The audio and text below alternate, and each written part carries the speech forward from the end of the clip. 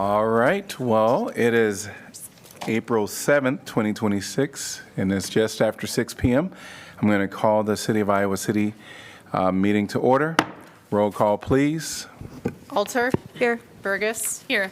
Harmson. Here. Moe. Here. Saleh. Yes. Teague. Here. Wyline. Here. All right, well, I want to welcome all of you to your City Hall that is here in person, and hello to everyone that is joining us virtually. We're going to move on to items on our agenda, which is 2A proclamations. 2, which is proclamations, and 2A is Fair Housing Month.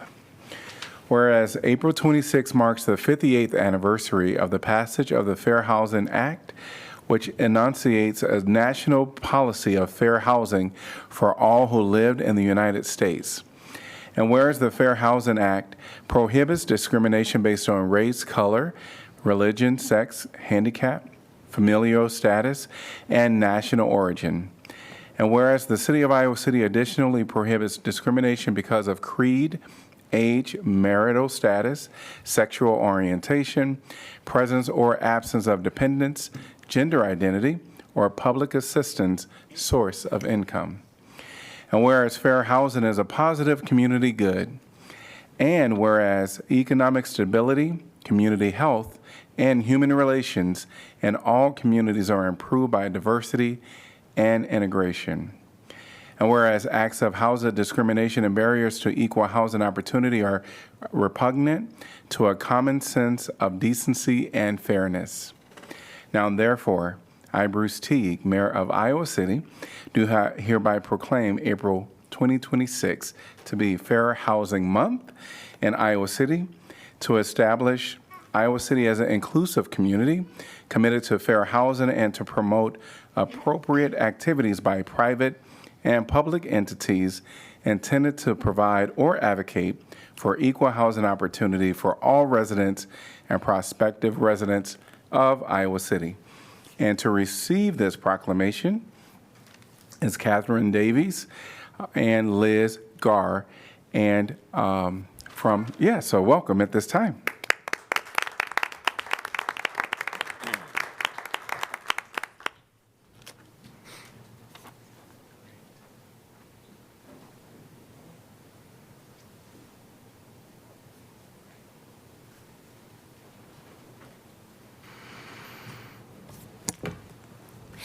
Thank you, Mr. Mayor and members of council. On behalf of the Johnson County Affordable Housing Coalition, we thank your continued dedication for fair and affordable housing for all Iowans. Great, thank you both.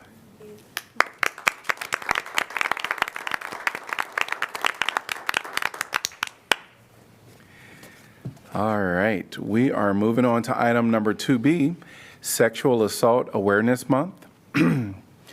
Whereas sexual abuse, sexual violence, and stalking affect anyone, including children, causing long-term physical, psychological, and emotional harm. And whereas every 68 seconds, an American is sexually assaulted, and every 9 minutes, that victim is a child. And whereas approximately 70% of people affected by rape or sexual assault experience moderate to severe distress, a large percentage than for any other violent crime. And whereas sexual violence in rural communities exists as a hidden, silent, and often unrecognized crime that is often underreported, it is widespread and affects every community member. And whereas through the inspiration, courage, and resilience of people affected by sexual violence, our communities are learning to be better, to better respond to the life-changing impact of sexual violence on individuals through systems and in the community. And whereas DVIP and RVAP has worked to end violence and abuse for more than 45 years through the collaborative partnerships of staff, volunteers, local municipalities, criminal justice, health and human services, faith communities, business leaders, and private community members. And whereas our community's achievements should be commended, and we must continue our commitment to respect, and support those affected by sexual violence and to prevent future violence in our community. Now, therefore, I, Bruce Teague, Mayor of Iowa City, do hereby proclaim the month of April 2026 to be Sexual Assault Awareness Month in Iowa City, Iowa, and urge all people to work together to eliminate sexual violence, sexual abuse, and stalking from our community. And to receive this is Andy, the Director of Domestic Violence, and Emmy, Sexual Assault Advocate, accepting this proclamation.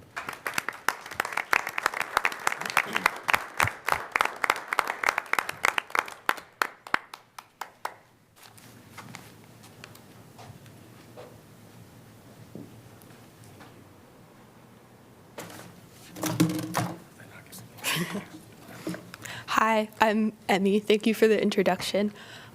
We wanted, on behalf of DVIP and RVAP, to thank the Mayor Teague and the City Council and the Iowa City community at large for your continued support for our organization. Through that support, our SA advocates were able to attend 189 SANE exams last year. And we were also able to provide 1,604 sexual assault services last year. So that's a huge amount of support through the community. And I will also say that through the 8 different counties we serve, 2 of the 3 places that you can get a SANE exam exist in Iowa City. And so through the support of the Iowa City community, we're not only able to advocate for survivors in our community, but also in 7 other counties. So thank you for your continued support. Great. Thank you.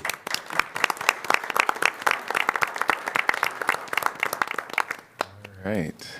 We are going to move on to our consent agenda, which is items 3 through 7 with separate consideration for 6P. Could I get a A and 6B. 6P and 6K? All right. Could I get a motion, please? So moved, Mo. Second, Harmson. All right. Anyone from the public like to discuss this topic? If you're online, please raise your virtual hand. See no one in person or online. Council discussion.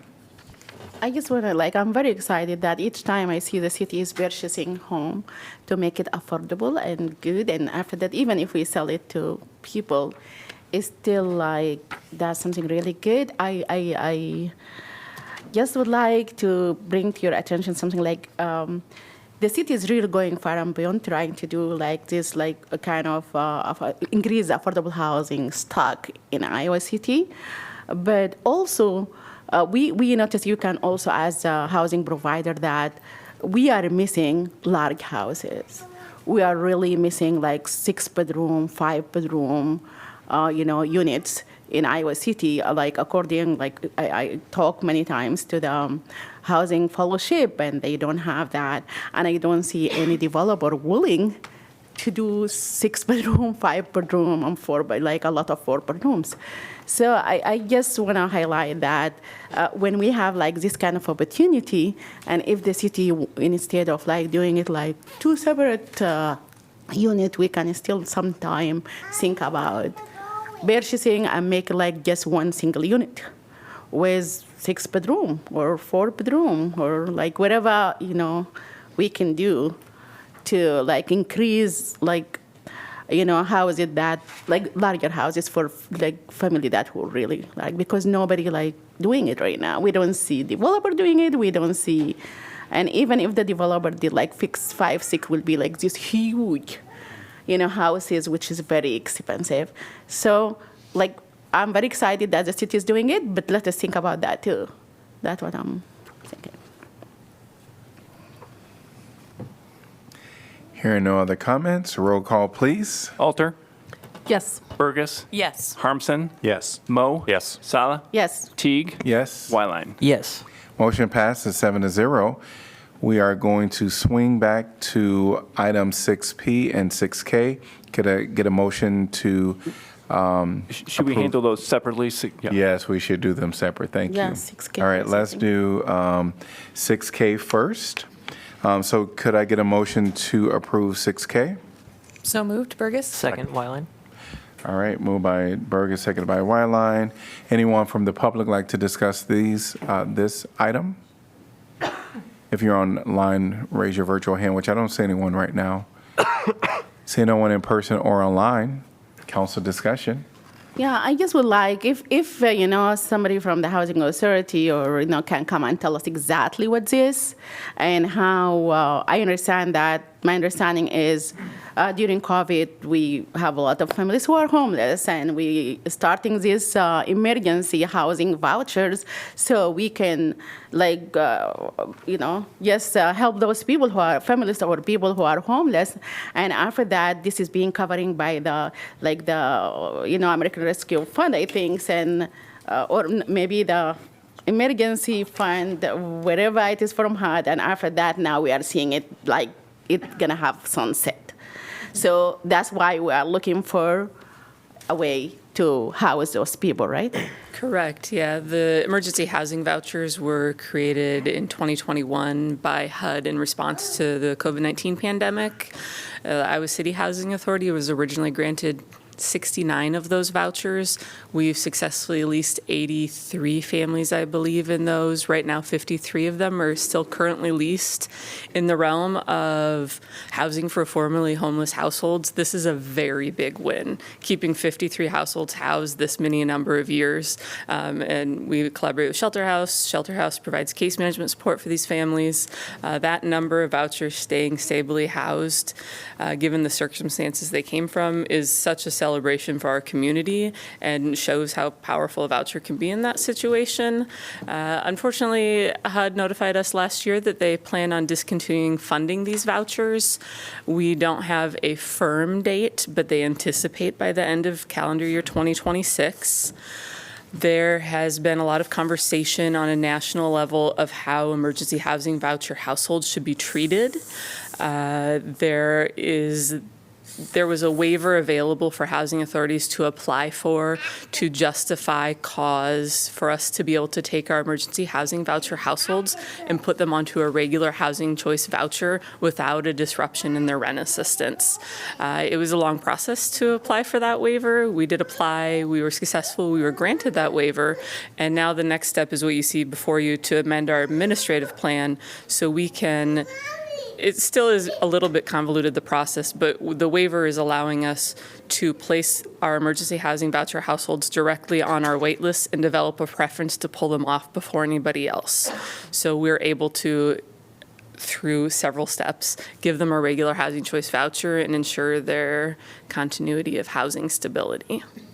Are these the households that are, say, 53 still housed, right? But say all of a sudden there's one family that might be in danger of dropping off. It's that family, or there's, so that would be, It's all 53 of All the currently with the So EHV, it's- so HUD okay, will all of these are discontinue covered the under- vouchers completely. Can you talk a little about how you was covering it? Because my understanding that we don't have vouchers, and you said there was like money from HUD. Do you was like paying it every month, like their rent? The housing authority was paying their rent, like, or how it was work? Yes. Right now, we get an allocation from HUD for these 53 families monthly. Off the top of my head, it's between $30,000 and $35,000 a month, and we pay the rent. And the idea with this administrative plan amendment is that as we have vouchers available through attrition over the course of the next year, we have about a 9% attrition rate annually. That's shown pretty consistent over the last decade. That will prioritize giving these households who are currently stably housed with a voucher already, a housing choice voucher, so we make sure we're not risking their housing status. And all of the families The households that came to us into the EHV program were currently homeless at the time of their referral, so they were either literally homeless or in shelter house, and certainly have had a lot of barriers to housing stability. So wanting to make sure that we continue providing that support. Yeah, I'm really like glad you are doing that. I'm not against it. I just wanted to. This is not a voucher currently. This is just like assistance from HUD that you receive, and now they're gonna lose it. So that's why you wanna find a way to put them back to the waiting list while the waiting list is closed, and also put them in the top of the waiting list so the first available they can get the first available voucher. But what the difference between those group and the permanent supporting housing voucher that the shelter house sometime ask for it and we allocate it? Yeah. Those are mainstream vouchers. So these are all what HUD calls specialty vouchers. HUD uses a lot of acronyms. So you'll see SPVs sometimes. They're specialty vouchers. We have a really large percentage of specialty vouchers, the largest percentage in the state of Iowa, which I think nobody's probably surprised by that we're very good at this. HUD-VASH is a specialty voucher. We have 95 vouchers for veterans experiencing homelessness. Mainstream, we have 78 of those vouchers that Shelter House uses for permanent supportive housing. We have an MOU with them for that. We also have stability vouchers that fits in that same vein with Shelter House. And emergency housing vouchers were just a specialty voucher type. So it is a voucher. It has a separate funding stream. Mainstream also has the same separate funding stream than regular housing choice vouchers. So we get a different funding notice. We get different money, but in the exact same way as the regular housing choice voucher program.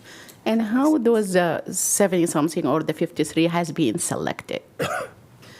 How were they selected? Originally, they were selected through coordinated entry in Shelter House in 2021. Okay, sure.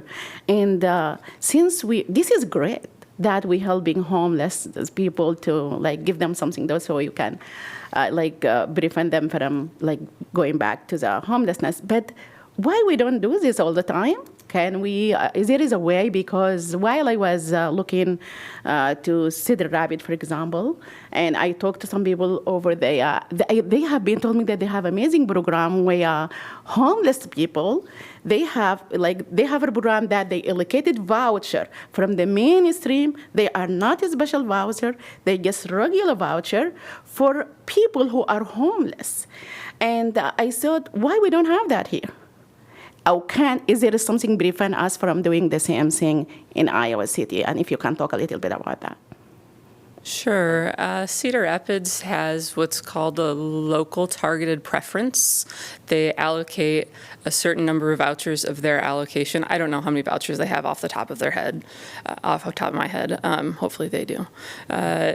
I want to say that they dedicate 100, but I might be incorrect about that. So they take 100 vouchers and they say that they're going to give these to service providers to allocate to families or households experiencing homelessness. We're able to do a local targeted preference like that. It would require an administrative plan change and submission to HUD, so it's a process to get there. But housing authorities are allowed to put a local targeted preferences for a group of different things, and one of them is households experiencing homelessness. Oh, but it's doable. It's not like something prohibited by HUD or anything, right? Since Cedar Rapids is doing it. Correct, yep. Sure. Rachel? I'm sorry, are you done? Go ahead, no. Okay, yeah, of the 53 remaining EHV voucher holders, how feasible is it? Will there be an available voucher for them to transition to in the next 6-9 months? And is that... It's a good question. Okay. I mean, historically, I know there's obviously a fit for the right housing, not just a unit, but like, do we think there's going to be a substantial number at the end of this program that will be suddenly without? I think that of those 53 households, sustaining housing without a voucher will likely not be feasible for any of them. We pay the highest per unit cost for these vouchers, which means most of these households don't have any income. If they do have income, it's pretty minimal. And the way they were referred in 2021, I was actually a part of it on the other side as a community service provider at the time, so I worked at HACAP at the time. And I know, being a part of those discussions on the other side, that we as community service providers really referred households with the most barriers, the most vulnerable in 2021. And that still holds true. And so I think that without a voucher, we will see a large return to homelessness in this group. As far as if we're going to have vouchers available, if we look at the historical trend, we should have vouchers available. If I look at the last 10 years, I think I mentioned earlier, we have an attrition rate of about 9%. We have about 9% of our voucher holders every year, hopefully mostly for good things. They have enough income that they're no longer needing assistance. Sometimes, people pass away and households leave the program that way, or they move to other communities. I will say that in the last 6 months, which is a very small time period to be thinking about attrition rates, 10 years is really like a minimum amount that I would want to count on. In the last 6 months, we've seen almost no attrition. And I don't have an explanation for that other than it may be a weird fluke. So I'm hopeful that we'll continue the historical trend and have enough vouchers to absorb these at the end of this time frame. I know that I've been in conversations with Shelter House pretty considerably about how we protect these households. And if we don't have enough regular housing choice vouchers, we certainly have some backup plans B, C, and D. Thank you. Thank you. And go ahead. I was just going to ask, is there a specific benefit or conversely a gap to having this? Let me just go benefit, sorry. The local targeted preference program. Mm-hmm. Is there something that it's addressing that the current waivers that you've been able to get through HUD to be able to cover these families? Is there something that what's going on in Cedar Rapids with the local targeted preference, is that doing something that currently what is set up doesn't do? Does it gain something more for the people who are Sure. would have vouchers? Yeah. Removing EHVs from the conversation because they're sunsetting, we haven't been able to refer somebody to a new EHV since September of 2023. Okay. So we haven't had any new household into EHV since September of 2023. Our mainstream vouchers are for non-elderly households in which the head of household has a disabling condition. That's a very specific HUD requirement of a mainstream voucher.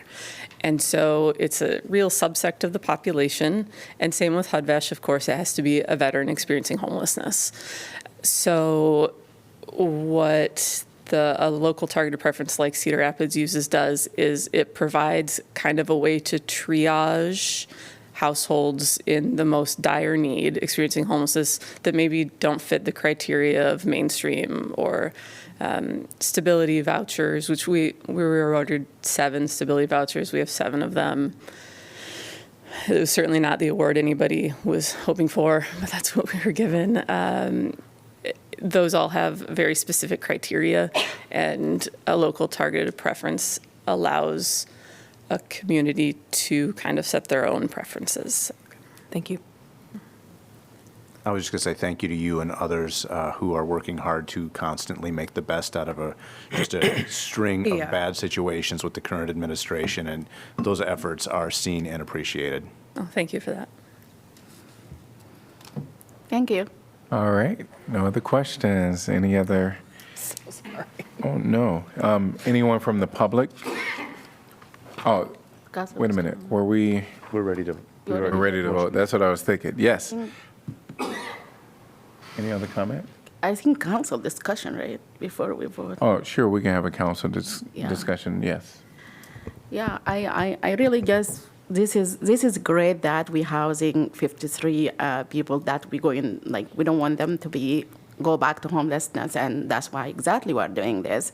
But this is really bring this, like, those people really were homelessness people, and those people was completely homeless, and they get this through like assistance from HUD all this time, and now we are putting them back. That's why that will bring really the program that Cedar Rapids have it's really amazing, and I just feel like this council should think about that. It is next door, and they are doing it, and it's working, and I think it's really good. And I believe while we are now changing this, we can also give direction if we can do that here in Iowa City. I don't know what the other council think, but. So the one thing I would say is if one, I think, given direction to. Explore. To explore. Yes. Oh, got it. I thought you meant to. No, we are not changing. This is because this item is for 13 Oh, things. sure. But it is like we are changing language to add something, and that will be the same. I know that is process, and they have to go to HUD and get Sure. the waiver and everything. But explore this idea. Yeah, I think it's great. Yeah. Yeah, so, Okay, thanks. all right. Any other comments? So we've given direction, the majority of council. All right, roll call, please. Burgess, Yes. Harmson, Yes. Mo, Yes. Sala, Yes. Teague, Yes. Wyline, Yes. Alter. Yes. Motion passes 7-0. We're on to item number 6P from our, 6K from our consent agenda. I think it is. No, It is 6P, correct. 6P. Yeah. 6P from our consent agenda, architect and engineering agreement for Summit Street project. And anyone from the public like to address this topic? We'll need a motion first, Mayor, if we Oh, could. yes. So Can I get a moved. motion, please? Second. All right, moved by Harmson. Harmson, seconded by Mo. Anyone from the public like to address this topic? Seeing no one in person or online. Council discussion. Yeah, I think this is simply we want to like approve the design and everything. It's not like something major. We're not doing anything. But last meeting, I proposed that to change some of the 1 bedrooms to make it 2 bedroom or 3 bedroom because I think the demand is a lot when it comes to families. And I want to revisit that idea again. And I tell you, I think I spoke to Jeff also about this. And, at this point, we did not do anything. Like, we did not build and we want to change. And we did not design and want to change. That's why I feel like from my own experience with families during the last, from 2023 until now, that the people I house like 272 people who are renting as their own. Those people are not in the Section 8 waiting list. Those people are not in any kind of waiting list because, the waiting list is closed. But those are families who live crowded.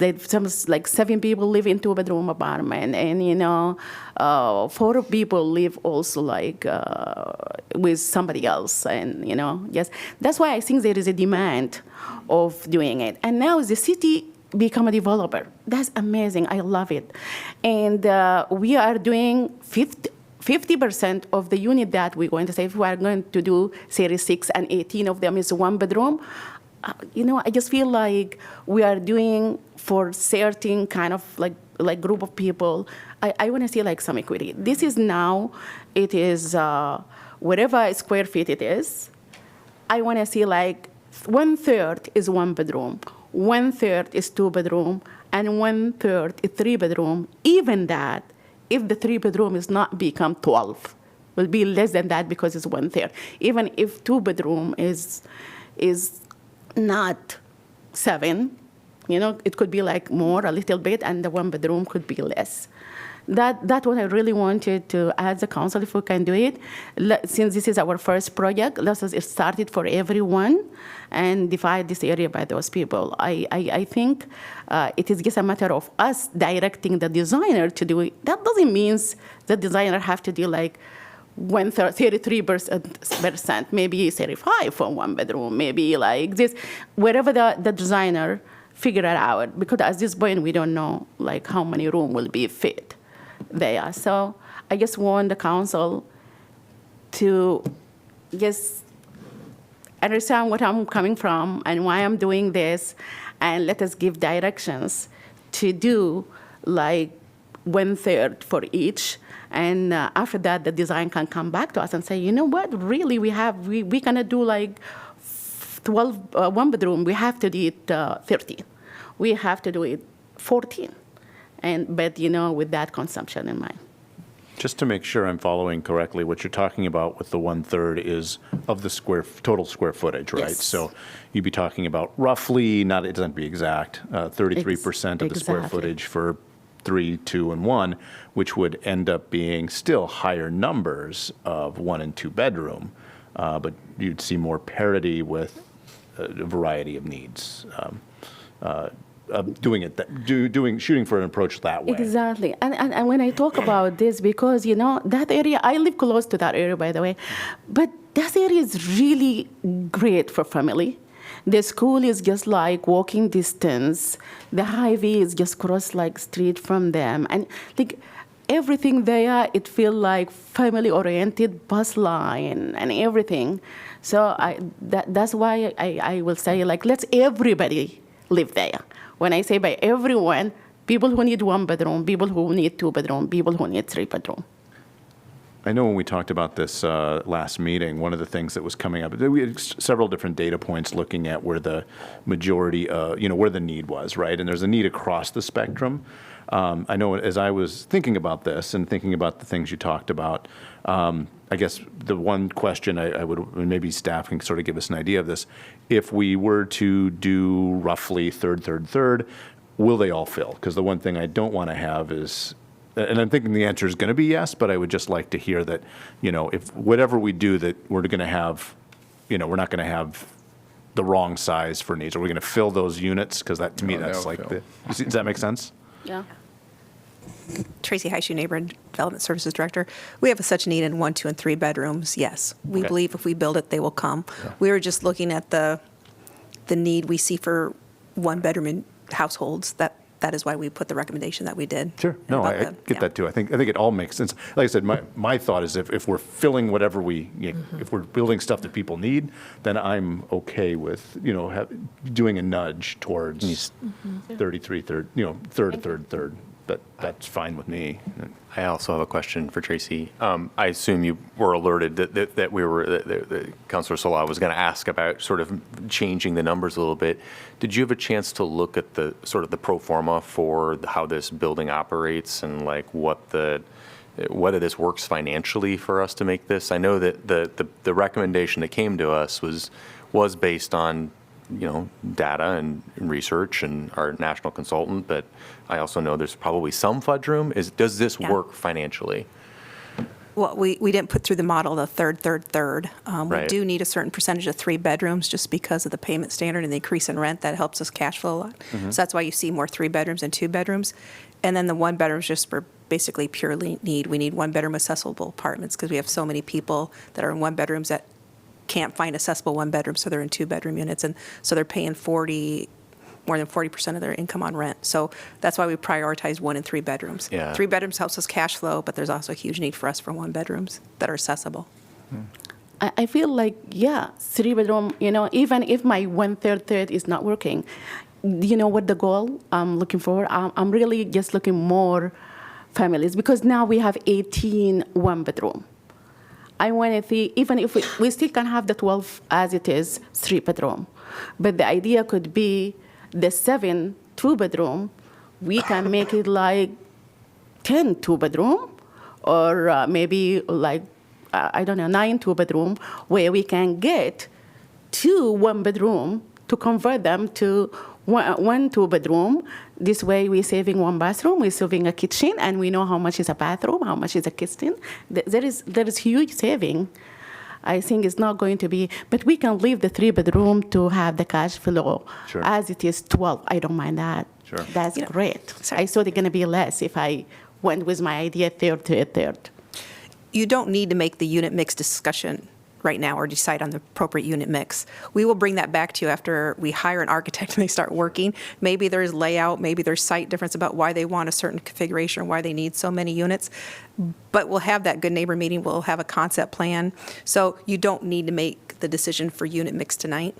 Yes, I understand that. But we did know, sorry, I'm not contradicting you at all. I'm just remembering that it was like to know sort of where council is at. Exactly. Yeah, when we go through the Earlier is concept, that'd be better. better, earlier than later. So once we hit final design, we need to know the unit mix by the time we hit final design. But since we haven't even hired an architect yet, Yeah, it might be a little, what? You know, get there. So if I'm hearing you right, I think what we're talking about here is maybe, you know, when the conversations with the architect happens, say, the council's interested in this, is it feasible? Give us maybe an option, and then here's the other one, you know, just Yeah. to put it into the conversation, and then you can come back to us and see what they say, and is that? yes, exactly. Okay, yeah. And, you know, just to be honest Fine with with you, I know that it's better to give directions early, or at least to know what in the council mind, so that we can tell the designer. And if I just like start refreshing my mind as a civil engineering by training, I think wherever we ask the designer, they should do what we ask him to do. And after that, he can say, oh, I know that, but you cannot fit like 7 two-bedroom. But yeah, as much as the engineering should reflect what we ask him to do. And hopefully, just I want you to know if we have consensus in here, the people want to do that, and after that we can come back to it. I just want to make sure also that we maintain it within whatever the budget, you know, our costing, you know. Right. So it's that mosaic or the jigsaw puzzle of, you know, that we have a preference for more family-centric. Sure. But still keeping it within the budget that we've, you know, the grant that we've gotten and the costing that we're thinking it's going to be. Putting all things in the mix. Yeah. Yes. So if it But 30 I've definitely come to think that it's like, it is such a Needed. great place for families and to understand that it might be, if that's the direction that council wants to be, I mean, that's also, you had raised it last time, but it sort of let us the rest of council sort of sit and stew and marinate in it and be like, how do we feel? And, yes, you know. exactly. And now I think so if like to make the, I will still say, okay, keep the 12, let the cash flow come, no problem. And let us just think about the 2-bedroom and the 1-bedroom. How can we increase the 2-bedroom? We'll also have that conversation with the architect. Our goal is 36 units by zoning, and we'll have to see what that unit mix, like with the site that we have available with the off-site amenities, you know, like the parking, the drive. Can we get 36? Does it look at 36, or if we play with that unit mix, do we only get 34? And what would be the Definitely, we're preference? not going to get 36. And I understand that we want to increase like more housing. I understand that, but let us think another way. Instead of increasing more housing, let's think about how increasing more people to live in those housing. Because when we convert 2-bedroom to two 1-bedroom to 1 2-bedroom, we're gonna house, instead of housing 1 or 2, we're gonna house 4.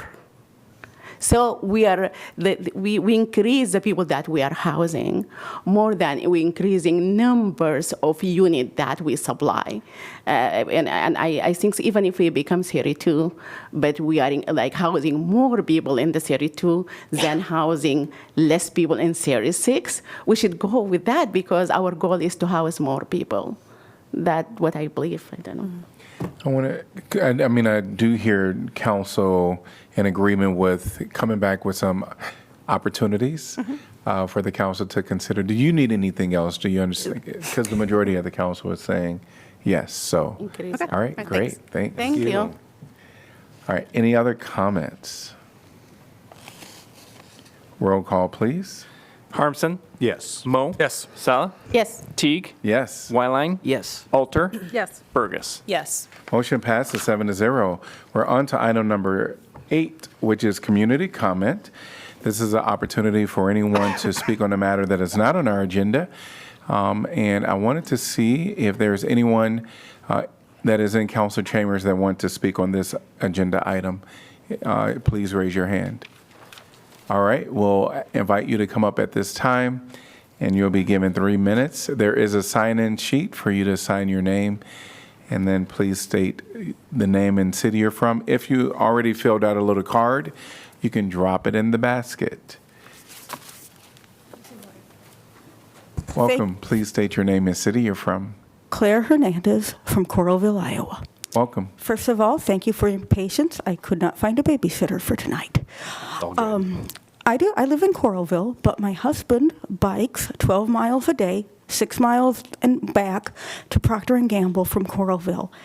And it's been great for him and great for the environment. However, in the 4 years he's been going to P&G from Coralville, worked at both locations, he has had three different bike wrecks involving vehicles.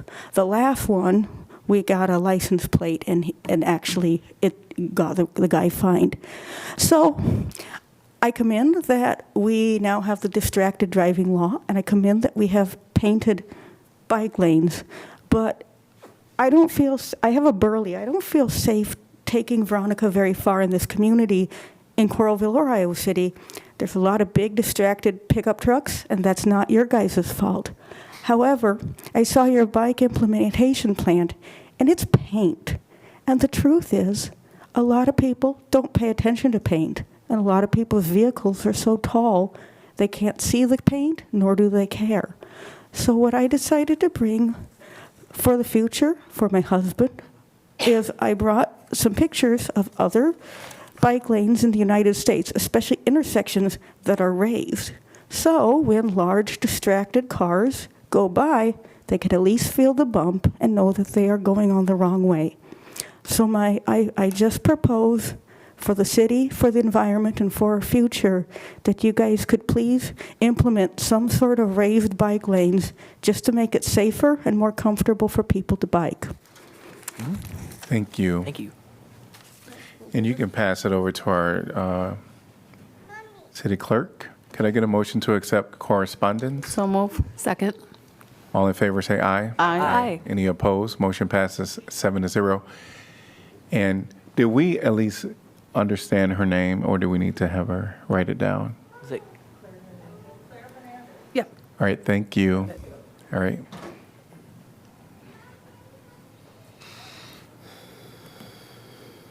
Welcome. Please state your name and city you're from. My name is Brandon Ross. I'm from Iowa City.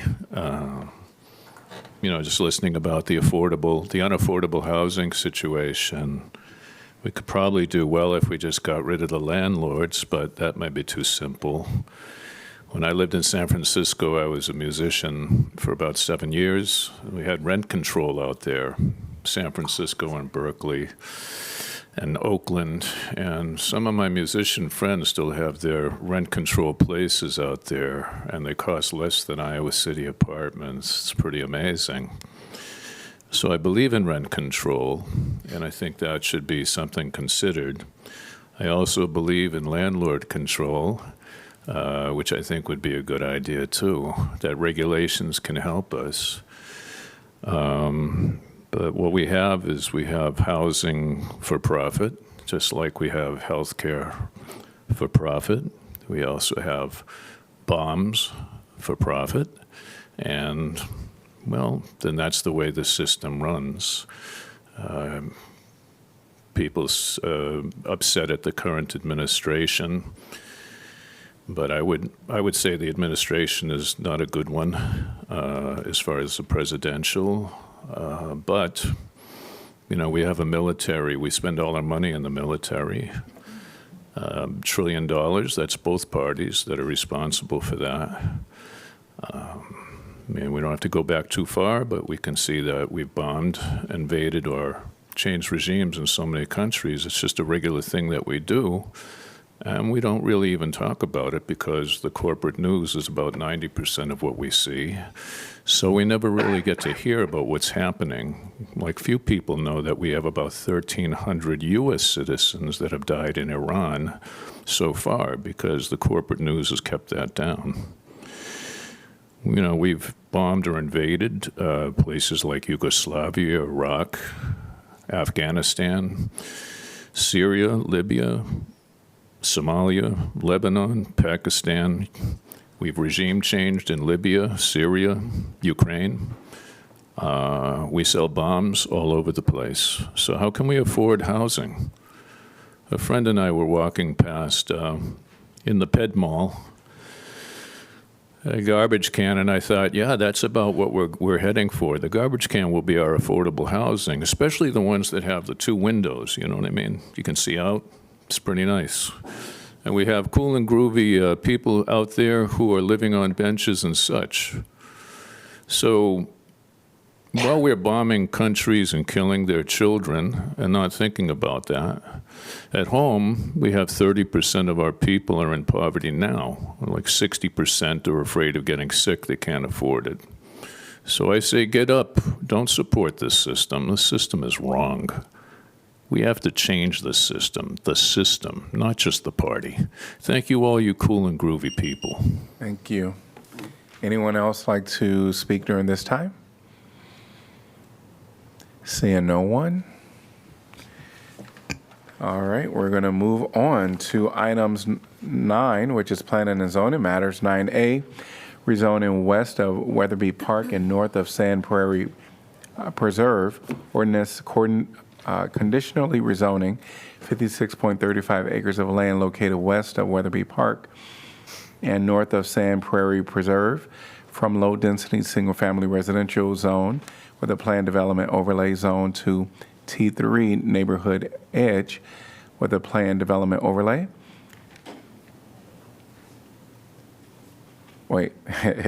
Zone to T3 neighborhood edge, zone for 9.62 acres.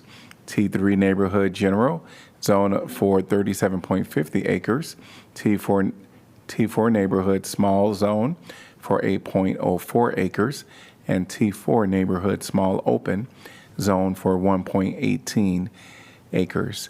And welcome, Danielle. Thank you, Mayor. Danielle Sisman, Neighborhood and Development Services. Sorry, that was a long one. And I'm going to open up the public hearing before you start. Great. Thank you. This application is by Prairie Heights Land LLC Navigate Homes for the 56 or so acres that you just itemized. It's bounded here in the white dashed outline. It's located east of South Gilbert Street, south of Pepperwood Addition subdivision, west of Wetherby Park, and north of Sand Hill Estates subdivision and the Sand Prairie Preserve.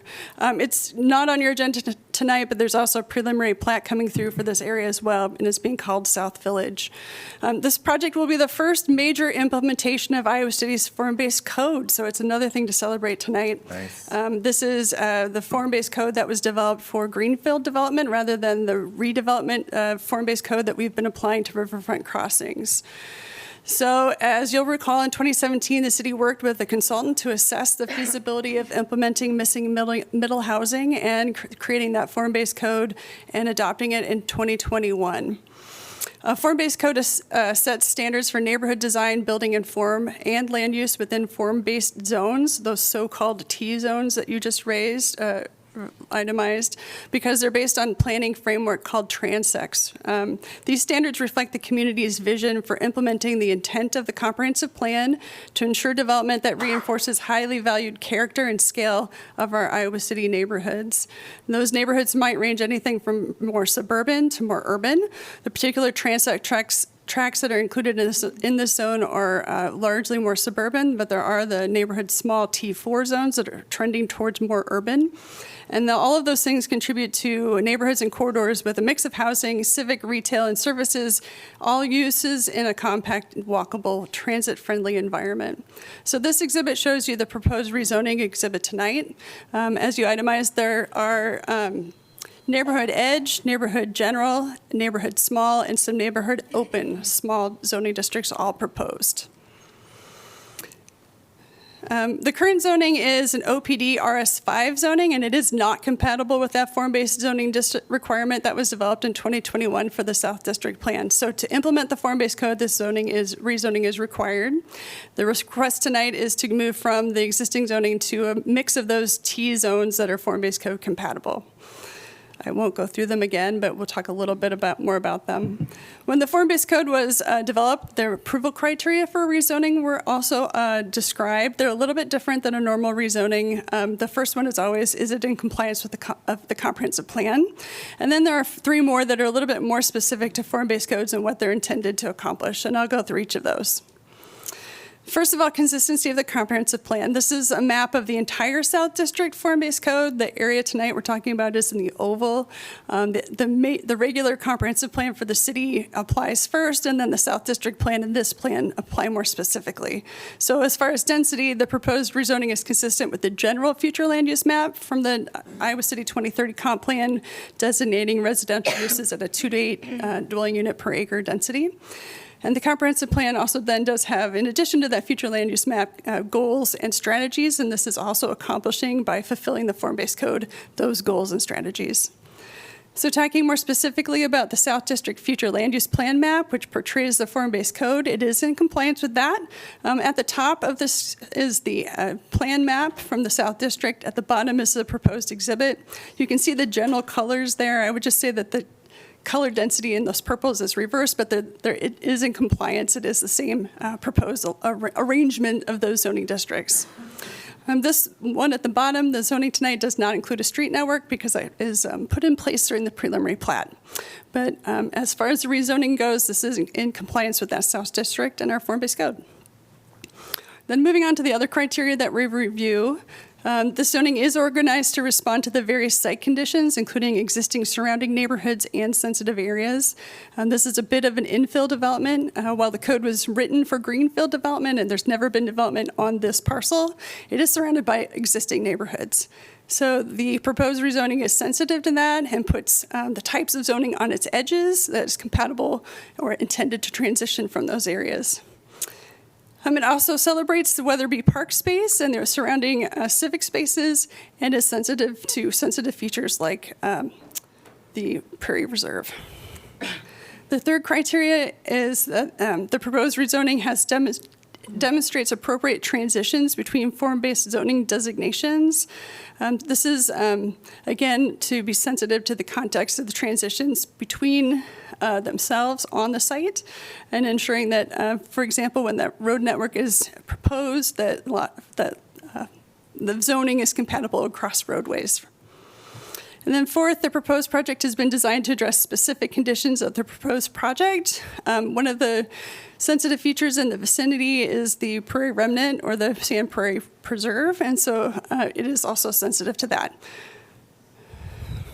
So a little bit about this site. As I said, it's a bit of an infill.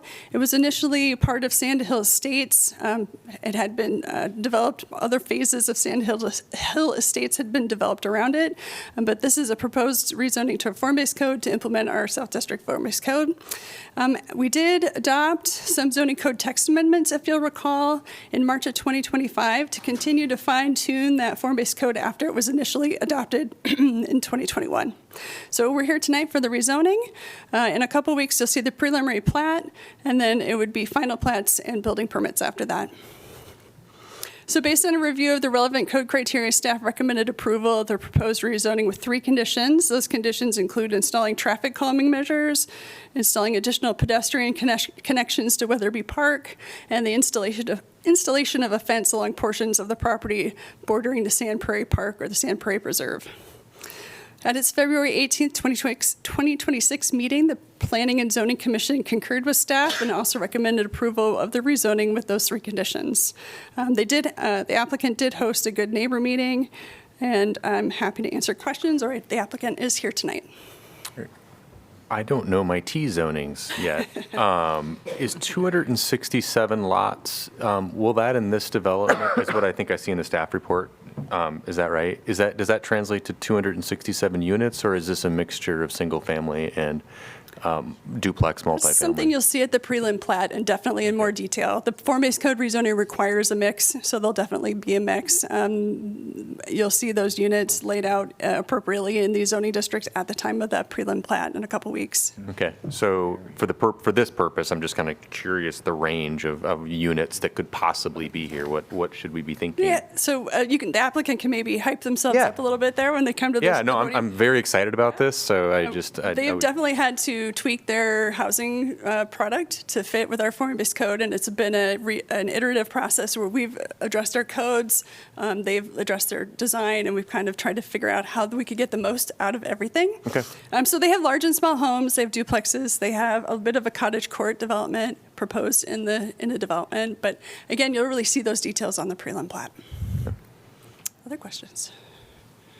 I believe you also talked about the conditions and that some of them was additional pedestrian entrance into Wetherby Park, and it says it'll be shown in the prelim plat, so it's right. Just to be. And just to highlight, the Prairie Preserve is not the same kind of park as a lot of our other active Right. parks. No, it's just, yeah, I mean, I So know it has that more you're- limited connections, but yeah, that would be a thing that would be portrayed on the prelim plat and as required by the zoning condition. Right. So we'll just wait for the plat to be able to see the entrances into Wetherby. In the staff report, Danielle, there's a reference to Outlot F and the environmentally sensitive areas that have some buffers in there. Is that also is something that you've seen and are taking into consideration and will be on the preliminary plat? Absolutely. Okay. The platting is where we actually make sure we have all the easements in place. There'll be a dedication of some additional land to be part of the preserve. And so those details will be definitely laid out clearly. Okay, thank you. All right, thank you. Anyone from the public like to address this topic? If so, please come forth.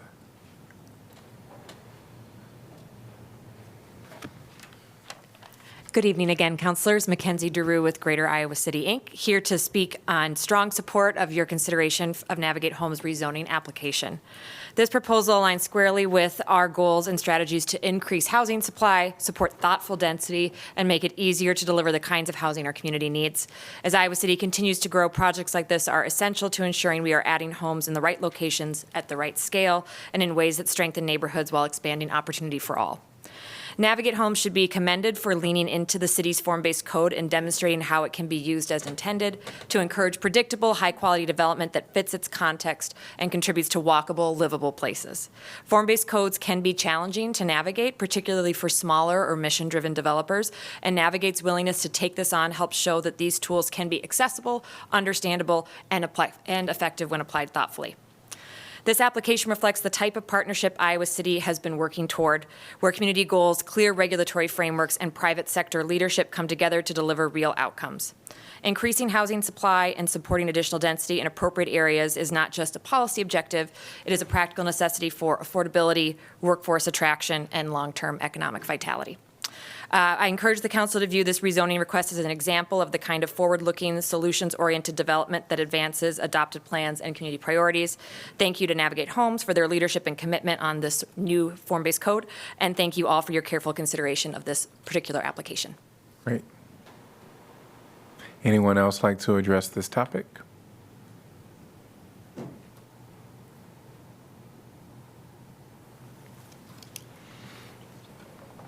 Welcome. Hello. Hello, hello. I know. Please state your name and city you're Mark Sines from. the wonderful South District of the city of Iowa City. And I am here sharing council members Mo's excitement for this new development. I was on planning and zoning when we worked on this form-based code for many, many, many months, engaging builders, developers, partners, and most importantly, the residents of the neighborhood in coming up with the form-based code and the concept behind the missing middle. And I am thrilled to see what Navigate is bringing forward for this project. I have seen early iterations of the preliminary plat. We've got single-family homes, we've got duplexes, we've got townhomes, we've got cottage courts. We've got every single element of the form-based code and the missing middle concept. And there was a good neighbor meeting a couple months ago. Probably one of the best attended good neighbor meetings I've seen or heard of in a long time. There were probably around 40 to 50 neighbors there. And I can say I was there representing the South District Neighborhood Association. I'm the president of the South District Neighborhood Association. I'm speaking tonight on my own accord, just to be clear. But I was there at that meeting, and The general consensus and of the neighbors that were there, and the satisfactory answers that they got from the developer on what their plans were and what the intent was, I was quite impressed that we didn't walk away with a lot more complaints than is what usually happens at good neighbor meetings. So I encourage the council to move forward with the rezoning, and when you see the plat, to move forward with the plat and get this exciting new development started on the south side. Thank you so much. Thank you. Anyone else like to address this topic? And you're a part of the development team? Okay, so certainly I would have invited you up earlier had I thought you wanted to share, but we will not have the timer go for the development team. I do not have a lot to say, but I will address Councilman Moe's discussion or question. My name is Gina Landau from Navigate Homes. So I didn't have the information as far as the breakdown, so John with MMS, who is here for any technical questions that I may not be able to answer, we went ahead and added them up. So it sounds heavy on single family, but there's 187 single family units, but those are the more traditional homes, and they're called a townhouse house scale, so very like narrow single family units. So that 187 is a variety of sizes of single family.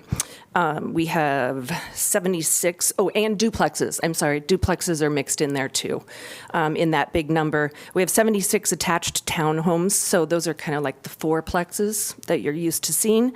And then we have 24 cottage court units, which are a brand new, I haven't seen it in this area. I saw it in Florida when I was on vacation. It's quite unique. So you'll see that with the preliminary plat, so just wanted to touch on that a little bit.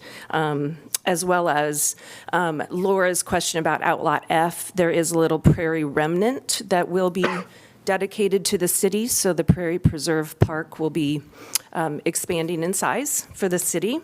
As well as, and Mark Sines talked about the Good Neighbor meeting, it was more of a question and answer session, I would have to say. It was very good. There were concerns. We discussed many things, but it was just kind of people wanting to know, and it was just putting it out there for everyone. It lasted quite a while, but it was very good. We did take away that after the Good Neighbor meeting that we were thinking one of the streets wasn't going to need raised pedestrian crosswalks. After discussion with the neighbors, it was decided that we better do it so we don't have cars racing around the side. So that's kind of off the rezoning topic, but it was kind of addressed a little before. So I'm happy to answer any questions if you do have them. John, do you have anything you want to say? If you do have, like I said, questions, John Marner is here as well. No questions. Thank you. Thank you. All right. Just want to make sure if anyone from the community want to make comments on this, please come forth at this time. See no one in person or online. Just wondering if council is inclined to vote alongside P&Z recommendations. All right. I'm going to close the public hearing. Could I get a motion to give first consideration, please? So moved. Second. Moved by Mo, seconded by Alter. Council discussion. Just to reiterate, just to reiterate what others have already said, but it is very, very exciting having been on council since 2020 when we had Opticos here and the development of the form-based code and then the implementation of that into our zoning code. I know it was a complicated process and took a lot of effort. And then getting to kind of that next stage of having a developer who's willing to actually look at what that application would be on a specific piece of ground and be able to say, we might need a few more tweaks, but we know we can make this work. It's very, very exciting. And hopefully we'll have more development under the form-based code. I agree. Isn't that like 7 years? Yeah. Yeah. Moving at the speed of city, Yep. Yes. but moving. So It's this is moving. awesome. I'm finally, yeah. Does anybody have John Thomas's forwarding email? Because I feel like he would be excited to know this. Yes. Yeah. Yes. I'm so sorry for breaking the rules, but I have a question now that I think about it.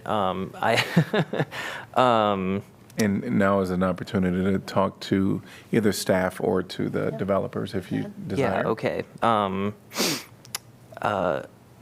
Because I also, like Councilor Moe, have not, I'm still getting acquainted with the T zoning, with all the Ts and everything. I'm just, when it comes to, I know that it's, hold on. Okay. I'm saying the right thing now. I'm curious about like the amount of density that's possible under this zoning versus what potentially is proposed, just for curiosity's sake. And I'm also curious about, is it strictly just residential? Yeah. So form-based codes don't care about density because the density could end up being immense. The density is usually off the charts from a conventional zoning perspective. So if we're trying to convert to conventional densities, everybody's going to struggle at that because there's really no way to do that with just looking at the T zone itself. So we could probably, when we get to prelim plat, tell you how that ended up panning out in this particular development. But because transects are based more on the form of the building, and you can have a lot more density in even a smaller building than you would normally get in a regular conventional zoning schema, I don't know that I can answer that for you. Okay. In general, transects are laid out from rural to urban. So as you go up in the number of a T1, 2, 3, 4, 5, 6, you're going to be moving from the wilderness into a rural development, into a suburban and more urban until you're eventually in the urban core. So we don't plan, the plan for the South District did not include any of the T districts that would be in that upper, higher, more intense, taller, block scale, high-rise kind of forms. They're all in the 2s and 3 zones, which are meant to be kind of suburban to trending towards more urban. So it's a mix of a lot of housing styles that are really house scale and not block scale. So missing middle, meaning anything that you're missing when you have a conventional subdivision of just houses and a conventional subdivision of just apartments is going to be those things in the middle that the market may not normally deliver to you. Fourplexes, townhomes, cottage courts, maybe small scale apartments. So it is largely residential, this development. There are some open districts, so that T4 open area is an area where you could have some small commercial. If somebody wanted to convert a house to a studio or a house to an ice cream shop or something like that, the scale of that is still going to feel like a house in a neighborhood, though, whether it looks like that exactly or not. Nice. Cool. Thank you very much. Cool. And I appreciate the clarification about the single-family homes, and I think talking with you about it, the single-family home, but denser than we'd normally think about. Yeah. So I think that's an important distinction. Yeah, very cool. I'm just glad more people would be able to go to Wetherby Park, like all these people who enjoy. That's, I think, my favorite park in the city. So, yeah. Right. Any other comments? Roll call, please. Moe? Yes. Sala? Yes. Teague? Yes. Wyline? Yes. Alter? Yes. Burgess? Yes. Harmson? Yes. Motion passes 7-0. 9B, zoning code text amendment, parking and open space requirements for the conversion of guest rooms and hospitality-oriented retail uses to residential. Ordinance amending Title 14, zoning to exempt guest rooms and hospitality-oriented retail uses that are converted to residential uses from the parking and open space requirements for multifamily, residential, and the central business. I'm going to open up the public hearing and welcome again. Thank you, Mayor. Danielle Sussman again. This is a staff proposed amendment to the zoning code to address vacant hotels in the downtown core and provide a pathway for increasing the city's housing supply by removing obstacles for adaptive reuse of those vacant buildings when they're in a CB10 zone. So downtown Iowa City contains a handful of hotels in the CB10 zoning district and or riverfront crossing zones. 2 of the 3 that are in CB10 are currently vacant. That would be Hotel Vetro and the Chauncey. The third that is not vacant is the Graduate. bit. Both of the sites for the Vatro and Chauncey contain a mix of uses with commercial and office space in the lower floors, hotels on the middle floors, and residential units on the upper floors.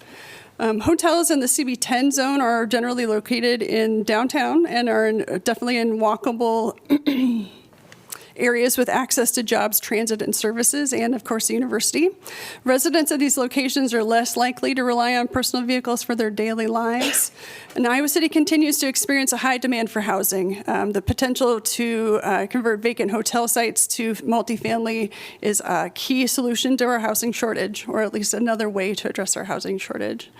Vacant hotel sites that are converted to multifamily residential is one avenue for increasing our housing supply. However, parking and open space requirements for multifamily residential can act as a barrier, so this is intended to remove any potential barriers. The zoning code requires additional parking and open spaces beyond what is currently provided at those sites.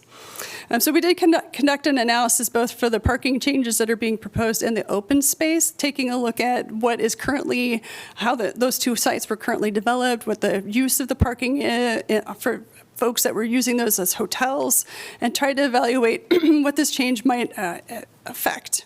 With any good zoning code, there's always a lot of analysis before a proposal is made. So we looked at the existing conditions. Both of these sites were developed with parking facilities. They both were intended to obviously house people in their cars overnight. During operation, both sites had access to on and off-site parking, and if converted to residential use, the zoning code requires additional parking, so there's your barrier. How much of an impact? We think this would be a fairly minimal impact, whether someone's staying in their apartment overnight or staying in a hotel room. Really, the only difference is the person. There's still someone sleeping there, someone living there. Both of these hotels had rooms that had cooking facilities in them, so there's actually not much to convert, but really the car remains the same. We think these would continue to accommodate 24-hour stays. It would therefore not introduce new or more intensive uses of these spaces. Talking a little bit about public garage access. Residential access to city-owned facilities is part of both of these developments. It's not to say that we would be providing that parking in lieu of the required parking, but there could obviously be permit parking arrangements made, or there's opportunity for that. So again, that really pointed us to the fact that this would be a limited impact. So as I've said, we don't really anticipate a measurable increase in demand on the existing parking facilities by implementing this change. It's very targeted for a very specific circumstance. When we looked at the open space analysis, all of these hotels were developed in the core of the downtown where opportunities for use of open space, public open space, are very nearby. And we don't really think that would be a negative impact to go from folks who are already staying in hotels, being out and about on the ped ball, to being residents of the downtown doing the same. So these changes are actually very simple code changes, tweaking one standard in the open space requirement to remove the regulatory barrier to adaptive reuse, and changing one standard, or in a footnote, honestly, in a table, to change the parking standard to allow that conversion. So this removes specific barriers to prevent adaptive reuse, exempts just 3 properties, and is very narrowly tailored for a specific circumstance.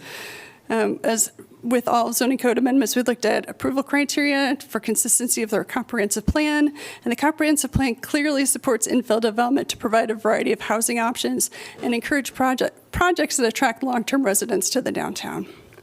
So as far as where this falls, this would be a zoning code amendment, and then eventually, if there are new buyers, redevelopment of those sites, we would be looking at just staff reviews for building permits. So based on a review of the relevant code criteria, staff recommended approval of the proposed rezoning code text amendment, and at its February 18th meeting, the Planning and Zoning Commission recommended approval of this as well. Adoption of the text amendment would exempt guest rooms and hospitality-oriented retail uses, hotels, that are converted to multifamily residential, just in the CB10 district, from those 2 standards for parking and open space. Happy to answer questions. Danielle, you just said it out loud, but just to be clear, because the text amendment for the exemption for open space is also only CB10? Correct. Okay, thank you. Yeah. And we also just aware about 3 of them right now. Correct. There's only 3 hotels in the CB10 zone in the first place, and it would apply to the 2 that are currently vacant. If the third one were ever to want to convert as well, it could. And have we decided this because they approach us? They want to do it, or? We're aware they're vacant. I mean, I think we're all aware they're vacant and that they're probably Yes. not going to be hotel uses. And so we're looking for an adaptive reuse of those to facilitate that as quickly as we can. Like you just doing it to give them option, but not necessarily reach out to us and they say, oh, we're going to change that to residential. Correct. But still, maybe somebody else can come and buy it and make it a hotel too, right? Sure, it could be. It could still Yeah, continue to be a sure. hotel. Yep. All right. All right, thank you. Anyone from the public like to address this topic, please come forth. Say no one in person or online. Before I close the public hearing, just wanted to see if council was inclined to vote along with P&Z. Yep. All right. I'm going to close the public hearing. Could I get a motion to give first consideration, please? Move for this consideration. Saleh. Second, Alter. All right, council discussion. I was a little concerned at the outset when I saw this, when we set the public hearing, that this would be a weird loophole we would create, but our staff was able to provide me with plenty of information to say this would be a terrible decision for somebody to develop a hotel and then immediately convert to residential from a financial perspective. So thank you for going through the due diligence and telling me why that was Yes. not something to be worried about. Yeah. So, I was sort of going through the same thoughts in my head. So, anyway, I support this. This makes sense. It's practical. We got space. We should have people in it. And I think, Adaptive reuse. yeah, and in terms of this, hopefully doing it quicker, the longer anything sits vacant, the more likely of some expensive damage and whatever else. So the faster that we can nudge this along, I think that's to our benefit. Yeah. As a city. And also like close by public parking, so. Yeah. And it's close It's to a not lot of bad. public transit. Exactly.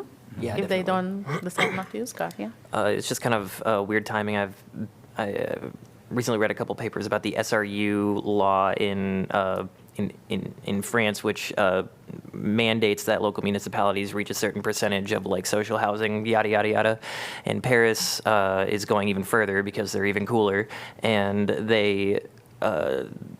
Their biggest way of meeting that mark is hotel conversion. So it's just like a very effective use in that way. So I don't, yeah. I think New York City is looking at that as well. Yeah, cool. Roll call, please. Sala, Yes. Teague, Yes. Wyline, Yes. Alter, Yes. Burgess, Yes. Harmson, Yes. Mo. Yes. Motion passes 7-0. 9C, Zoning Code Amendment, Floodplain Management Standards, Ordinance Amendment Title 14, Zoning, related to the city's floodplain management standards to address comments from the Federal Emergency Management Agency in order to maintain the community's continued participation and eligibility in the National Flood Insurance Program.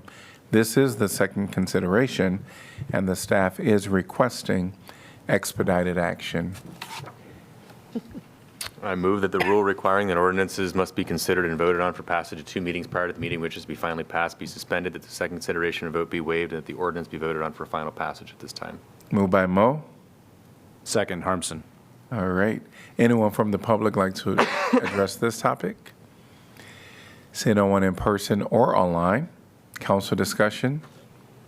Roll call, please. Teague, Yes. Wyline, Yes. Alter, Yes. Burgess, Yes. Harmson, Yes. Mo. Yes. Sala. Yes. Motion passes 7-0. Could I get a motion to pass and adopt?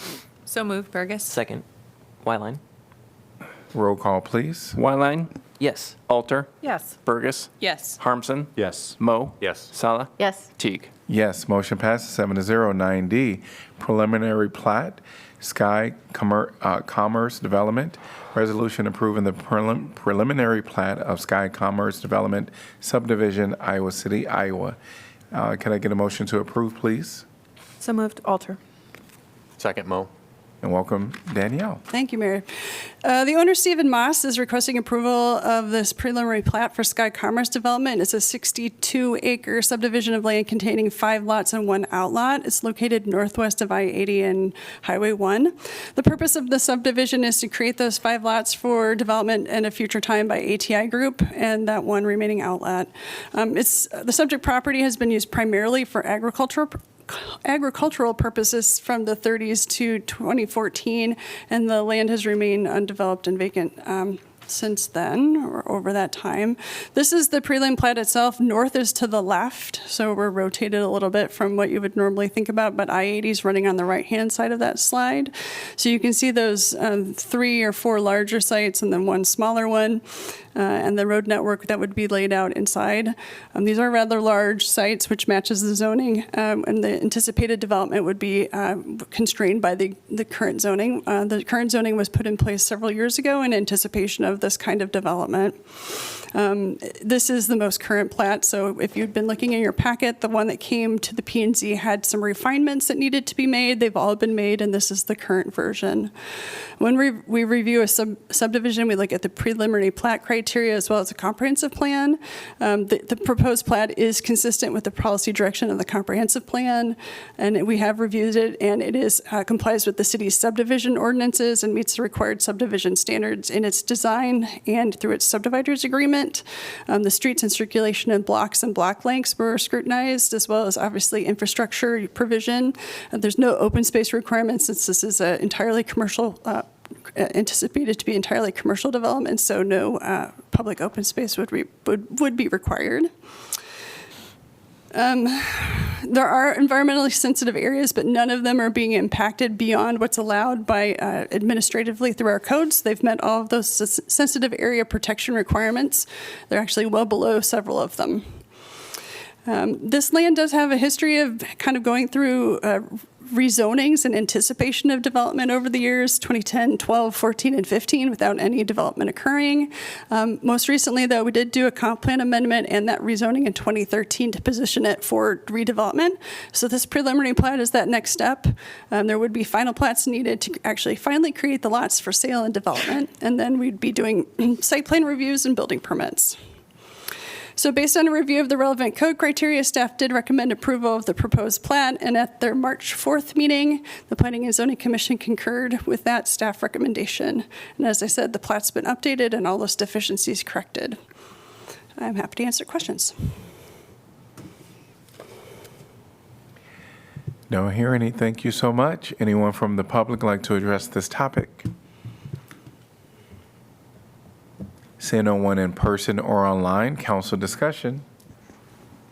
Roll call, please. Alter, Yes. Burgess, Yes. Harmson, Yes. Moe, Yes. Sala, Yes. Teague, Yes. Whiteline. Yes. Motion passes 7-0. We're at item number 10, which is our regular formal agenda. 10A is vacate easement, resolution to vacate a storm sewer easement in Block 18, County Seat Edition. And I'm going to open the public hearing. And I'm going to welcome our city attorney, Eric Gores. Thank you, Mayor. Briefly, this is part of the Hive development. Previously, it was a number of parcels that were placed together, and there was a storm sewer easement that ran through it.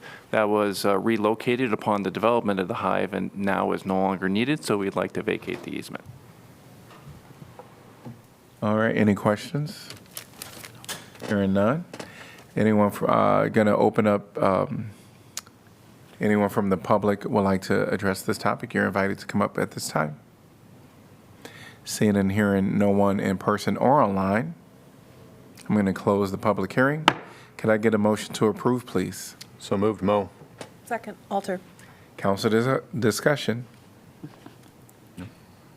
Roll call, please. Burgess, Yes. Harmson, Yes. Moe, Yes. Sala, Yes. Teague, Yes. Whiteline, Yes. Alter. Yes. Motion passes 7-0. 10B, Alleyway Improvements 2026 Project, Resolution approving project manual and estimate of cost for the construction of the Alleyway Improvements 2026 project, establishing amount of bid security to accompany each bid, directing city clerk to post notice to bidders, and fixing time and place for receipt of bids. I'm going to open up the public hearing and welcome Tim. Good evening, Mayor and Council. My name is Tim Schmedeke, and I'm a civil engineer with the city's engineering department. The Alleyway Improvements 2026 project is a project that involves the reconstruction of the alleyway pavement between North Gilbert Street, North Van Buren Street, East Market Street, and East Jefferson Street. This image here shows the project location.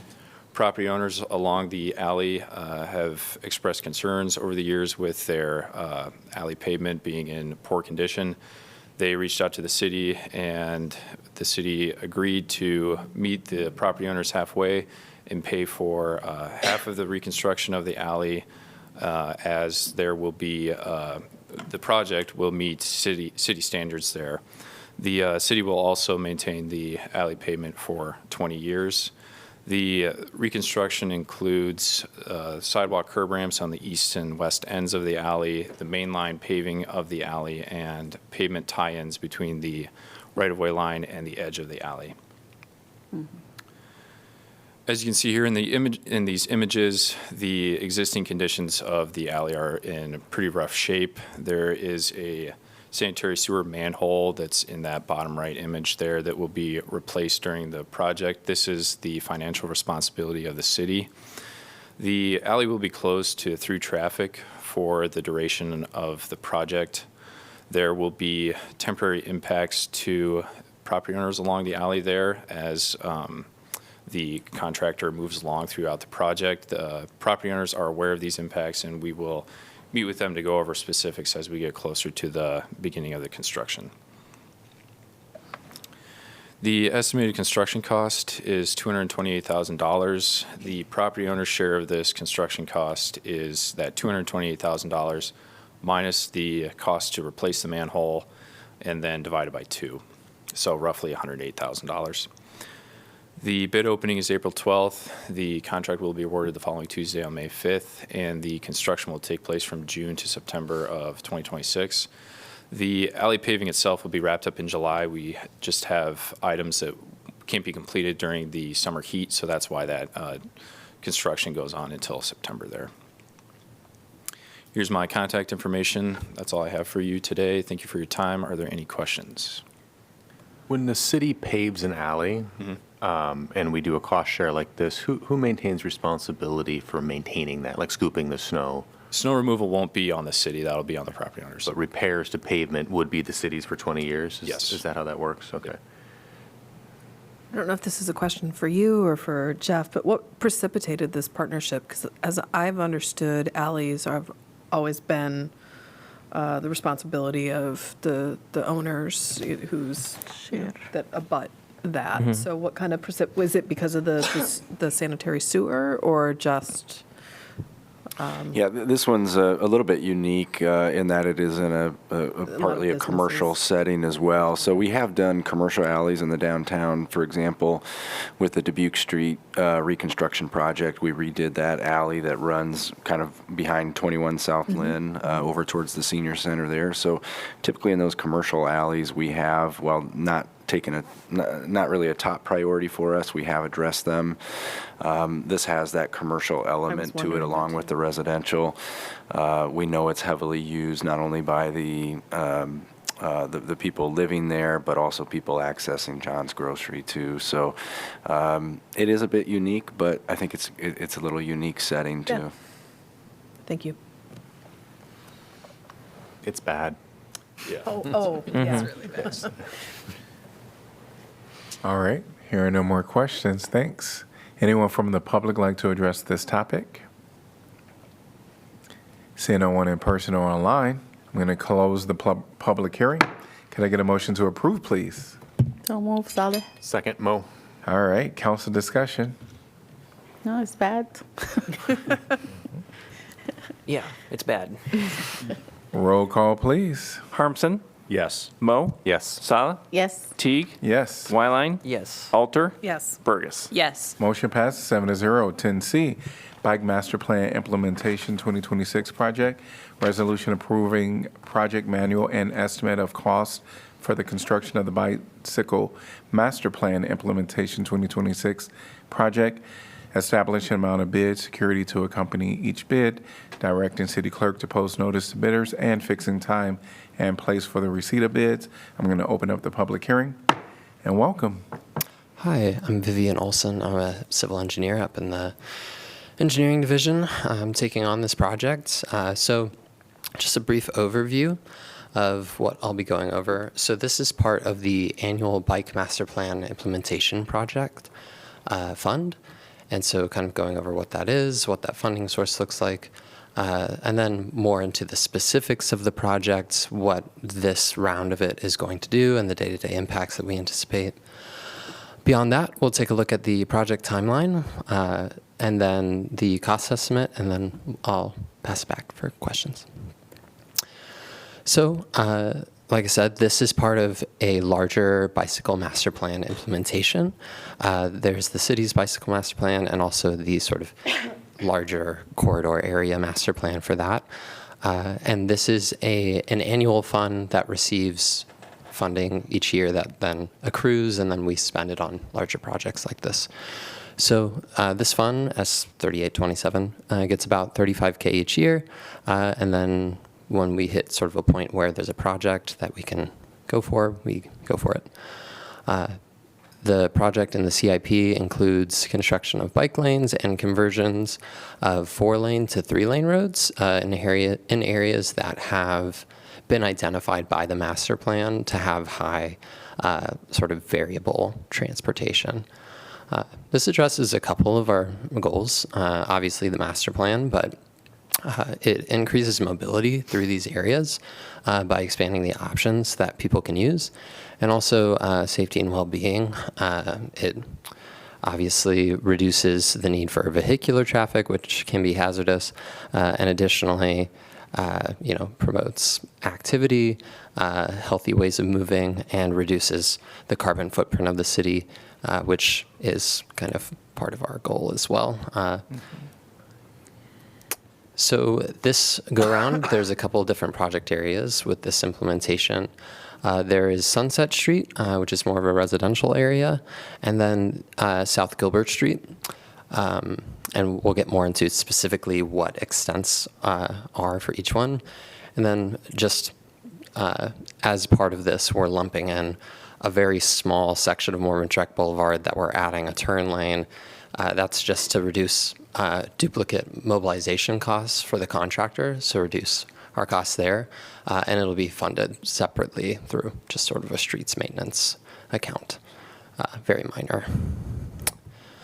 So taking a look at Sunset Street, this is a residential 2-lane street, but it is massive from back of curb to back of curb. It's about a 50-foot roadway currently, and so you have kind of dual lanes. You can really cruise, which is not ideal.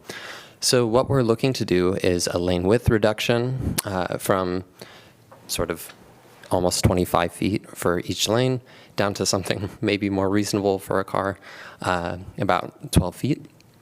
And then bike lanes on either side. As part of this, there is currently on-street parking on both sides.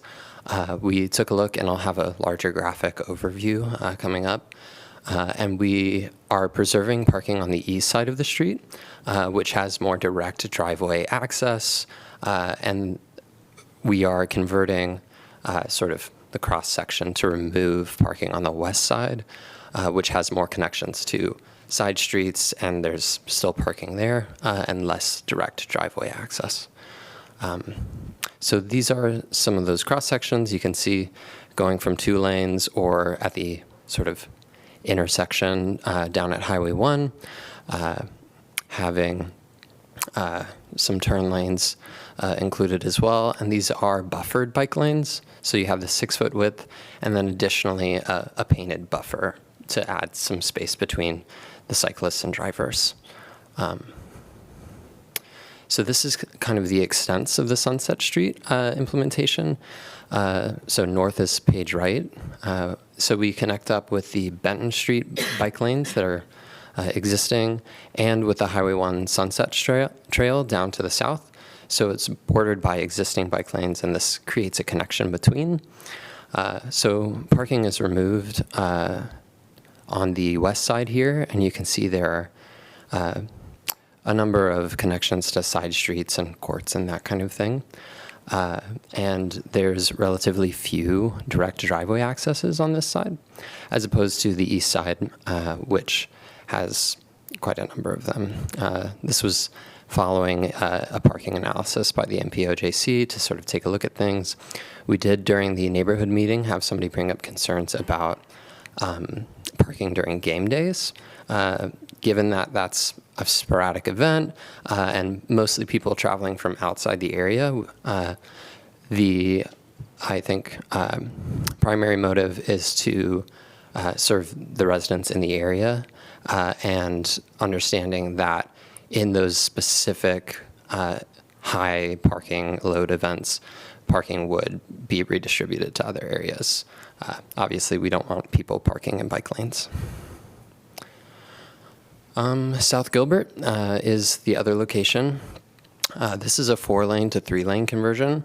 Along most of South Gilbert, there is sort of an exception that I'll talk about.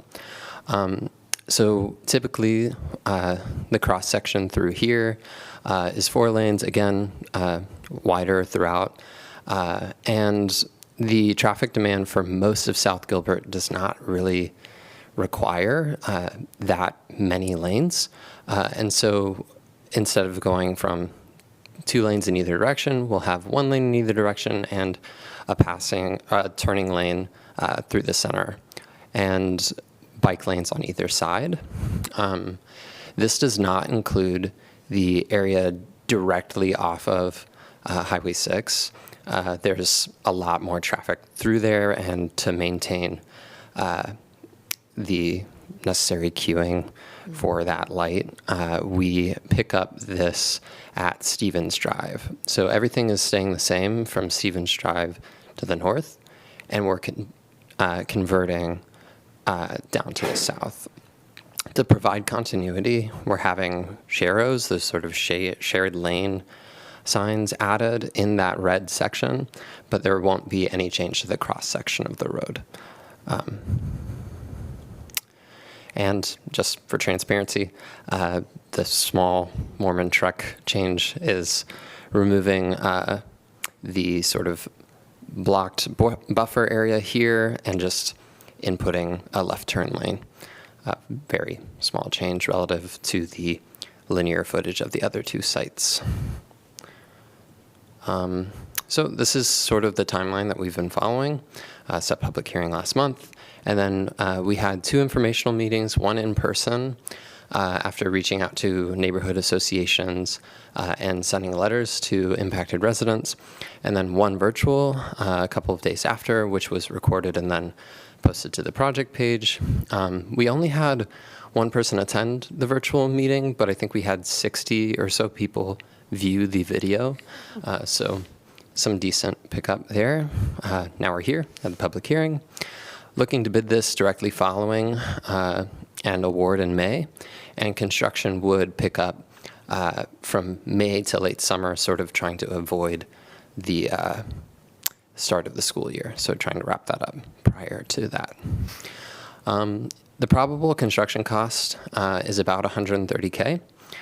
Most of that is Gilbert Street, which has just a lot more linear footage that is being converted. Sunset Street at about a third of that at $33K, and the small changes on Mormon Truck at $5,000.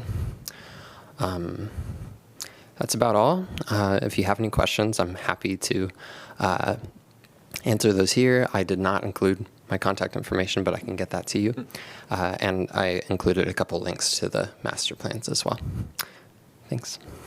Vivian, can you, where South Gilbert and Highway 6 connect that intersection, what does that going to look like? Is it just bike lane start right there? I know it's a very strange intersection with a lot of volume. And it's very odd. So essentially, as you're moving south from the intersection, from 2 lanes, the left lane on that southbound is going to, at Stevens Drive, turn into a left turn lane. So a dedicated left turn lane there, which then will peel off, and the right lane will continue into the single lane. And then there is a tapered section moving north, going from the single lane. It expands out into the multiple existing lanes. Okay. So after that brief transition period, it goes back to what we have there currently. Oh, okay. Mm-hmm. Okay. Are there plans to close Gilbert as this is being done, or is it going to be sort of planned so that it'll be part closed, one side will be closed, but traffic will still be able to go through, or? We included in the specifications that peak hours should be avoided, and we're trying to not have that sort of total road closure, obviously. It would be temporary partial closures is the idea, and we'll have a pre-construction meeting with any contractor establishing a clear schedule before we get going. Thanks.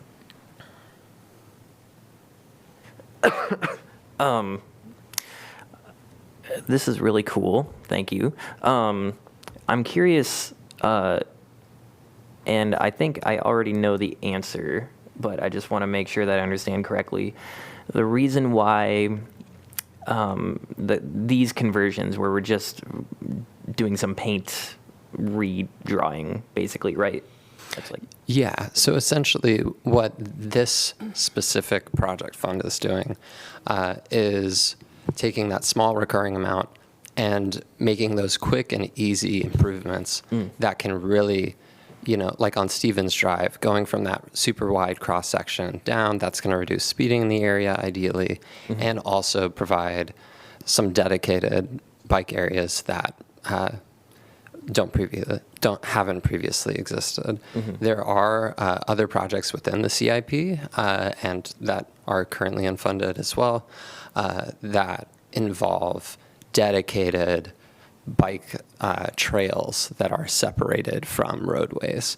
I know that in the public comment that came up, and I believe in that corridor along Highway 6 there are several bike trails that are sort of in the process of getting installed. And I guess I'm still trying to wrap my head around in the CIP the conversion of Market and Jefferson into one or two ways. It's like this just came out like priced lower than I expected it, because I'm still trying to wrap my head around like when conversions like this happen, why that costs like $1 million trillion and this costs $130K, you know. Definitely. And I'm imagining signage and lights is the majority of that cost. Yeah, I'm not involved with those other projects, but I do believe the signalization at those intersections is really a significant cost difference. Okay. Yeah. I'm trying to understand everything better. So, I mean, I'm glad it costs not that much money to do this. Me too. So, yeah. All right, thank you. Thank you. Anyone from the public like to address this topic? See no one in person or online. I'm going to close the public hearing. Can I get a motion to approve, please? So move, Burgess. Second, Whiteline. Council discussion. Great. Roll call, please. Mo? Yes. Sala? Yes. Teague? Yes. Wyline? Yes. Halter? Yes. Burgess? Yes. Harmson? Yes. Motion passes 7-0. 10D, Equalization Basin Surface Seating 2026 Ceiling 2026 Project. Resolution approving project manual and estimate of cost for the construction of the Equalization Basin Surface Ceiling 2026 project. Establishing amount of bid, security to accompany each bid, directing city clerk to post notice to bidders, and fixing time and place for receipt of bids. I'm going to open up the public hearing and welcome again. The Equalization Basin Surface Ceiling 2026 project is a capital improvements project to address the excessive cracking of the asphalt pavement of the Equalization Basin at the city's wastewater treatment plant.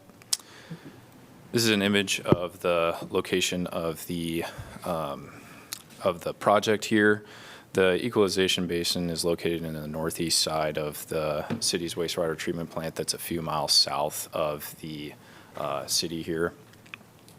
The Equalization Basin is an overflow area for when there's an excessive amount of flow coming into the wastewater treatment plant. This is usually during an intense rainfall event. 16 years ago, the basin was expanded to what we see today here shown in this image. You can see that there's a significant amount of vegetation growing in the basin. This is due to the cracking of the asphalt surface. That opening lets nutrients seep in, and then seeds get in, and then vegetation sprouts out. To avoid a regulatory response for that vegetation growth and the excessive cracking, we had a project this past fall that removed that vegetation and then sealed any cracks that did have vegetation coming out of them or had the potential to have vegetation grow. This project here this spring will seal the entire surface, the basin slopes there, the basin floor of the asphalt pavement, to prevent further cracking from being created and extend the life of the asphalt pavement. This is this is a routine rehabilitation for asphalt pavement to extend the life of it. The estimated construction cost for this project is $168,000. The bid opening is on April 28th, and the contract will be awarded on May 5th. This construction will take place from May to June of this year. Here's my contact information. Thank you all for your time. Are there any questions? I'm just curious if the equalization basin has ever been used. Have we ever actually exceeded the flow and it's gone in there? From my understanding, yes. And then it also fills up with rain as well when that rainfall event happens. So it has been full before. Yeah. Thanks. So we have not combined storm and sanitary, but if I heard you correctly, you said in a high rain event, it would fill with water. Well, through infiltration through the sanitary sewer system and coming through manholes there, there's still that level that there's still storm water that enters the sanitary system. Okay. Yep. Thank you. Thank you. Anyone from the public would like to address this topic? Seeing no one in public or online, I'm going to close the public hearing. Could I get a motion to approve, please? So moved, Weiling. Second, Mo. Council discussion. I just want to hear someone say Equalization Basin one more time. I know. It's just nice. You know? You're so funny. All right. Hearing no other comments, roll call, please. Sala? Yes. Teague? Yes. Weiling? Yes. Alter? Yes. Burgess? Yes. Harmson? Yes. Mo? Yes. Motion passes 7-0. Item 10E, Washington Street from Madison Street to Capitol Street to Juniper Drive, from Alpine Drive to Alpine Court, Reconstruction Project. Resolution approving project manual and estimate of cost for the construction of the Washington Street from Madison Street to Capitol Street and Juniper Drive, from Alpine Drive to Alpine Court, Reconstruction Project. Establishing amount of bid security to accompany each bid, directing city clerk to post notice to bidders, and fixing time and place for receipt of bids. I'm going to open up the public hearing, and welcome. Good evening, Mayor and Council. I'm Justin Harlan. I'm a senior engineer here with Iowa City. For sake of spinning that long title out, we'll just call this the Washington Street and Juniper Drive Reconstruction Project. Great. This is part of our annual pavement rehabilitation project, same capital improvement program, CIP. So overall project location, this might get a little confusing because we're in two different locations. We have phases and we have stages. So phase 1 is Washington Street. Phase 2 will be Juniper Drive. And the limits to those are Washington Street from Madison Street up to Capitol Street, so kind of in the downtown area by the Pentecrest, and then Juniper Drive from Alpine Court to Alpine Drive. That's kind of out in the Lucas Elementary area. So a little bit of the background on these. Washington is a collector. It was identified by our pavement study that's recently been updated as a rapidly deteriorating condition. Going out there and looking at it, I think that's pretty evident. You can see some joint deterioration, panel cracking, and then you can also see a multitude of asphalt patches that we had to do multiple times. Juniper Drive is a local and residential street. It was identified as being in poor condition. From the picture out there on the right is Juniper, picture on the left is Washington Street. You see various cracking, joint deterioration, overall not in very good condition. I will point out that Washington Street 2 is a main thoroughfare for our transit system, not only Iowa City, but Coralville and CAN bus as well. So what is the project? We plan to reconstruct both of those. We will reconstruct with Portland cement concrete, PCC. We are not planning to do any widening of those. We're simply going back in with pavement as normal width, no lane change configurations. We will take care of some storm sewer improvements, and we will take care of some ADA crosswalks as it fits into our strategic plan. And the overall key reasons, just to upgrade the ride quality and to do our ADA compliance, just fix up those roadways so we have nice smooth roads to drive on because they are in poor condition. So what does that mean? What does it include? It includes removing the existing roadways, so we'll tear up the roadway. We'll also prep subgrade, subbase, add a drainable subbasin, especially on Juniper Drive. We know we have some drainage issues there. As part of that, we'll remove driveway approaches. We'll replace those impacted sidewalk panels. We'll replace the storm sewer where it's necessary, and then we'll put that back in place. Staging, Washington Street will be the priority as that is a main thoroughfare. Obviously, it was collector, and it's right by the University of Iowa. The focus is on that and getting that done prior to the students coming back in August. So that one phase or stage in Washington Street, so we want them to focus on the Madison Street, Washington Street intersection first before moving on. They will get Washington Street completed. Then they are able to move to Juniper Drive. Both of these are scheduled to have the roadways open by July 31st. During that time, the roadway will be closed. Obviously, we'll include advanced warning for those and appropriate signage. And the contractor will maintain postal and waste collection, of course, especially in that residential neighborhood. And by doing this, we hope to minimize disruptions, again, especially in the Juniper Drive neighborhood, kind of do it at half the time so you have on-street parking. Contractor has room to stage. The quickest, most efficient way we can do it. Project timeline, we did have a public meeting at Lucas Elementary School on March 24th. It was fairly well attended. I believe we had over a dozen neighbors in there. Obviously, tonight's the public hearing. Bid letting scheduled on April 29th. Award on May 5th. We'll start in June after the students get out from the University of Iowa. And then looking to complete both the Juniper Drive and Washington Street, have both streets open by July 31st of 2026. With that, it's also slated to cost $1.25 million. With that, I will open it up to questions from council. Justin, how do you anticipate the bus service will be changed, since obviously that will impact all three transit systems? So during the design process, we've worked with each of them. We've notified, of course, Iowa City, CANBUS, Coralville, and they have planned detours that they'll have to work around. Luckily, we're kind of in a very gridded system there, so we can work around that intersection. So shouldn't be a lot of interruptions, just some delays maybe, or? Yes. Okay. Yeah. Right. Well, I will say as a cyclist, I'm really grateful for that downhill getting improved. Yeah. Will you be maintaining in that area, the downtown area, the brick crosswalks? No, right now we're scheduled to go back with concrete. Okay. Is that just I know that there was a moment in time where it felt like the city was moving towards brick crosswalks because they didn't have to paint them and stay permanently colored, but that's not the direction we're going anymore? Correct. Okay.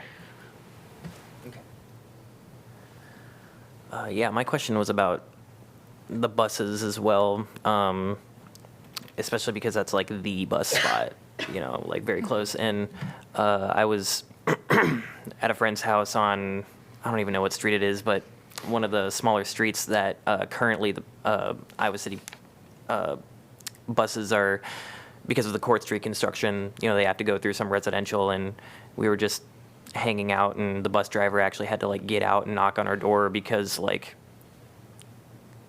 cars were parked on both sides of the street. So I just was thinking, and then we had to go out and move one of our cars so the bus could work. I guess it does seem like this would be an easier place to navigate around it than those small residential streets. Yes, very much so. Okay. You have Clinton Street, Jefferson. You can go down to Burlington and use some of those cross streets to get around downtown. Okay. And in the construction zones.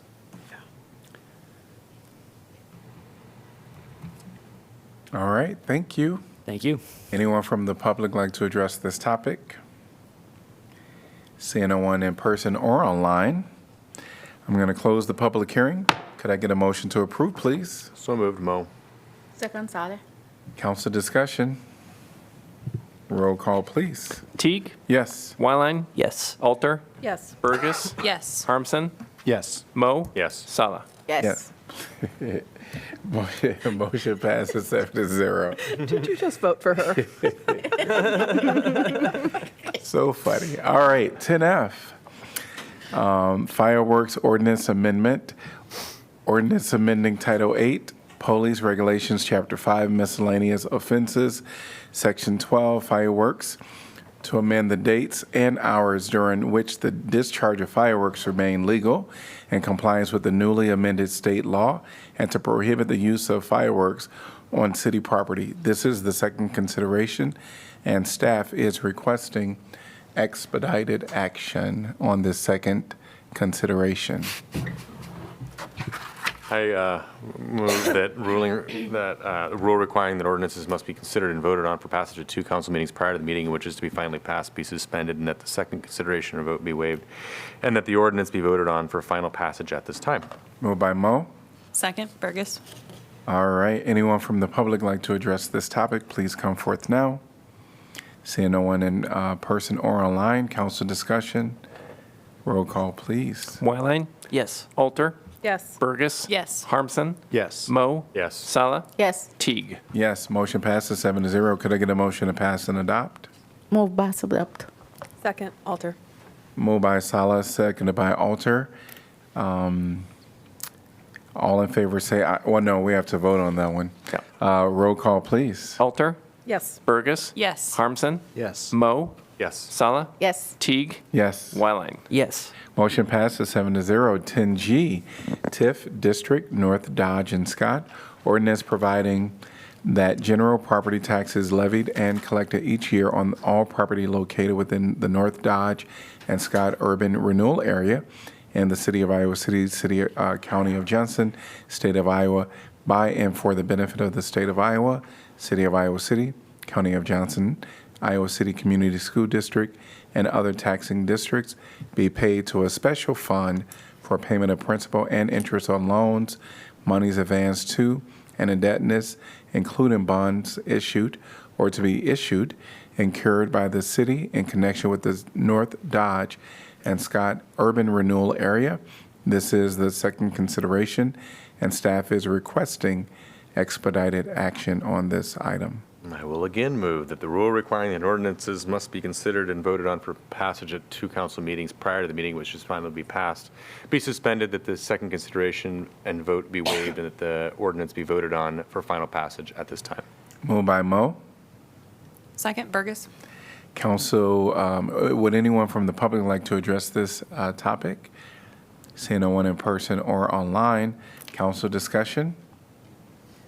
Roll call, please. Burgess, Yes. Harmson, Yes. Mo, Yes. Sala, Yes. Teague, Yes. Wyline, Yes. Alter. Yes. Motion passes 7-0. Can I get a motion to pass and adopt? So moved, Mo. Second, Wyline.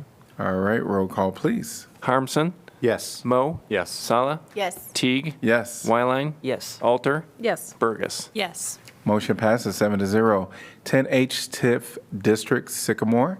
Ordinance providing that general property tax is levied and collected each year on all property located within the Sycamore urban renewal area in city of Iowa City, County of Johnson, state of Iowa, by and for the benefit of the state of Iowa, city of Iowa City, County of Johnson, Iowa City Community School District, and other taxing districts, be paid to a special fund for payment of principal and interest on loans, monies advanced to and indebtedness, including bonds issued or to be issued, incurred by the city in connection with the Sycamore urban renewal area This is second consideration, and staff is also requesting expedited action on this item. I move that the rule requiring that ordinances must be considered and voted on for passage at 2 council meetings prior to the meeting in which is to be finally passed be suspended, that the second consideration and vote be waived, and that this ordinance be voted on for final passage at this time. Second. Moved by Mo, seconded by Harmson. Anyone from the public like to address this topic?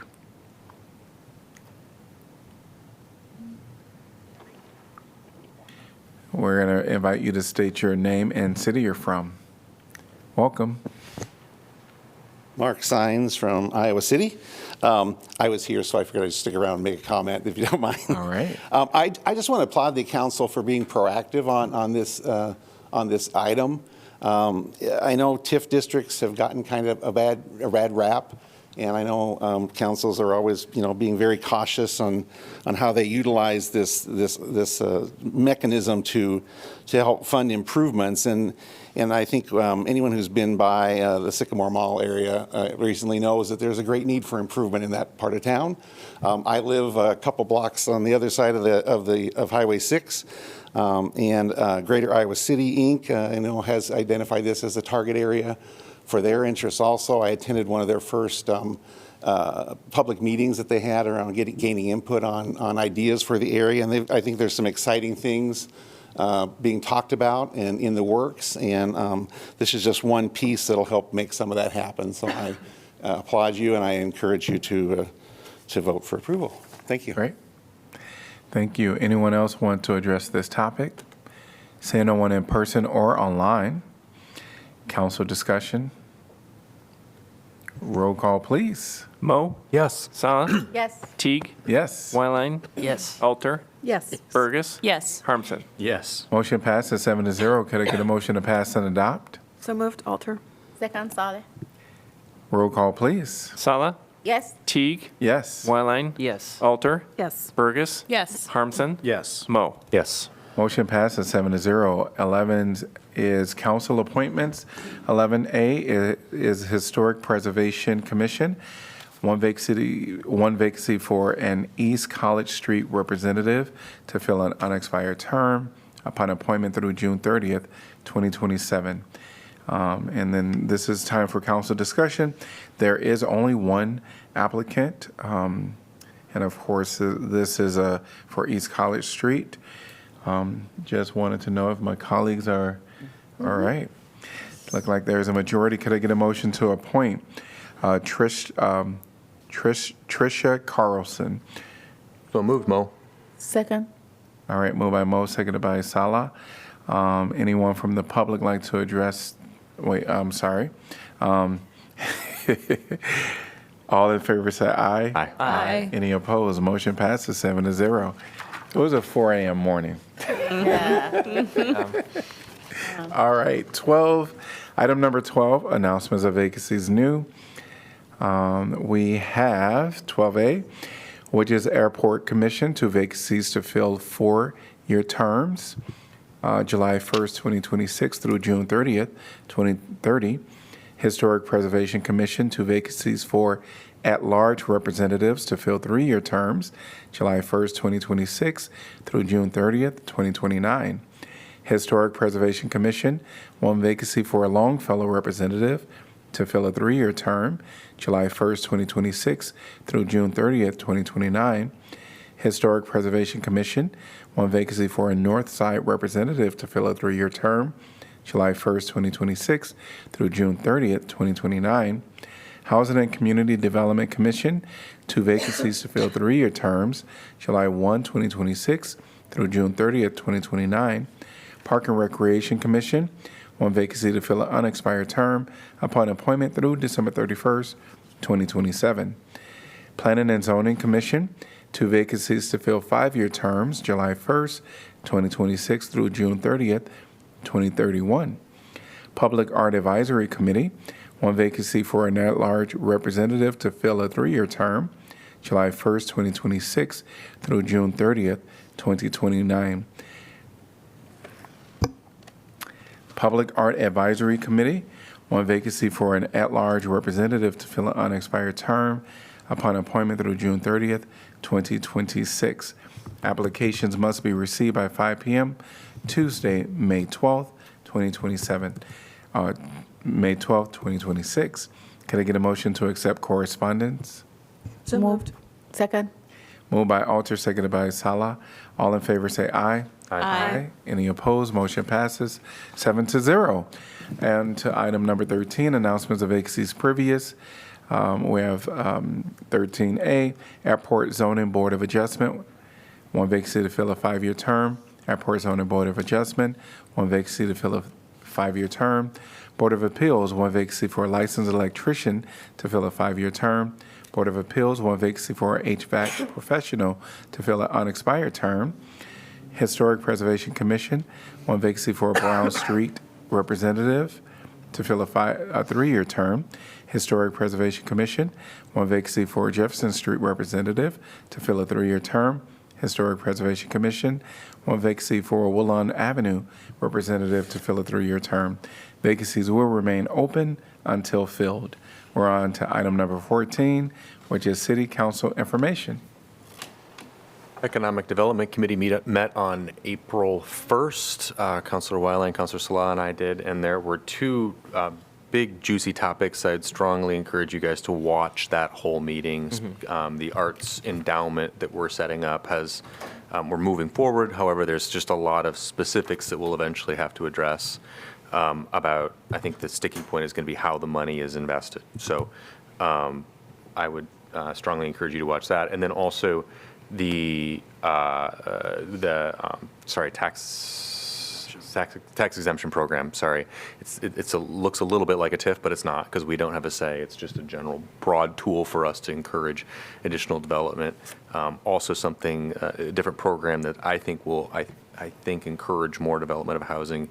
It's not focused specifically on permanent affordable housing, but it's just housing stock at large. But Councilor Salah had asked us to add a sort of second parallel program that would maybe add additional affordability requirements to see if we have people interested in an additional component on top of the basic package tax exemption. So again, a really productive meeting. And when will those things come to council for the formation of Arts Endowment? Is that in another 2 meetings? Probably May or June. May or June, Yeah, okay. May So or June. you have time. And then I'll let somebody else talk about MPOGC if they want to. I read to children at the library, and it was awesome. I just wanted to say what they wanted when I asked them, the preschoolers, what they wanted in Iowa City. I got the answers: more dogs. Someone said dinosaurs, and a little girl said unicorns. So do with that what you can, Jeff. No problem. I was thinking a mural. I don't know. And Laura and I also, partnering with UAY, did a youth town hall at UAY. I thought it went really well. It was just a small group of teens, basically mostly high schoolers, some middle schoolers, one college kid we just got to talk to them for 2 hours about anything, and it was awesome. I think it was very insightful about how the youth experience Iowa City, and they notice a lot and have lots of opinions, which I think is awesome, specifically involving public transportation. And yeah, I would say that was a lot of what we talked about. There was a high schooler there who lives at Modern Manor and was talking about a lot of the problems there, and was excited to hear that we are always trying to have conversations about annexation and what the county has been doing to help out. Yeah. There were a number of queer and trans kids who were in that group, and one thing that really struck me was that one individual noted that there were basically two public places in Iowa City where they really felt safe, and one is the Iowa City Public Library, and the other being UAY. So big shout out to our library for being so welcoming for all members of our community. Absolutely. And just always the need for more spaces for anyone to hang out, that there isn't the expectation of buying anything. So that was brought up a lot too. Yeah. They're just like, yeah, we go to the library every day, but what if we want to do something else? Anyways, yeah, it was great. We did talk up the rec centers. We did. Yeah. There you go. Cool. I attended the ECI COG meeting, and Jeff actually mentioned it in his Friday updates, but Ellen Habel, the deputy city manager, was named the next ED, and so I think that's going to be really exciting. And actually, it was wonderful because there was just that meeting, though it usually is long, as Laura can attest, and there's a lot that goes on. This really was just a great moment to pause for all that Karen had done for the group, and so that was really lovely. And then also there was a Peace and Justice Seder that some of us attended, and that was wonderful. It was held at the rec center and had amazing food, and was just a really great way to bring community together. So that was lovely. Great. All right, we're going to move on to item number 15, which is our reports from our staff, city manager's office. Not tonight, thanks. City attorney. On Friday, we were sad to see Sue Dulick go, as I described at our last meeting, but on Monday, yesterday, we were thrilled to welcome back Sarah Greenwood. She had been with our office for about 17 years and then left for a couple years and decided she'd like to come back, and so we were thrilled to have her back. Great. City clerk. No, thanks. All right, we're going to move on to item number 16, which will be a motion to adjourn from our formal meeting, and then we'll reconvene in our work session. Could I get a motion to adjourn? Move to adjourn from the formal meeting. So second. All right, moved by Salah, seconded by Alter. All in favor say aye. Aye. Any opposed? We are adjourned from our formal meeting.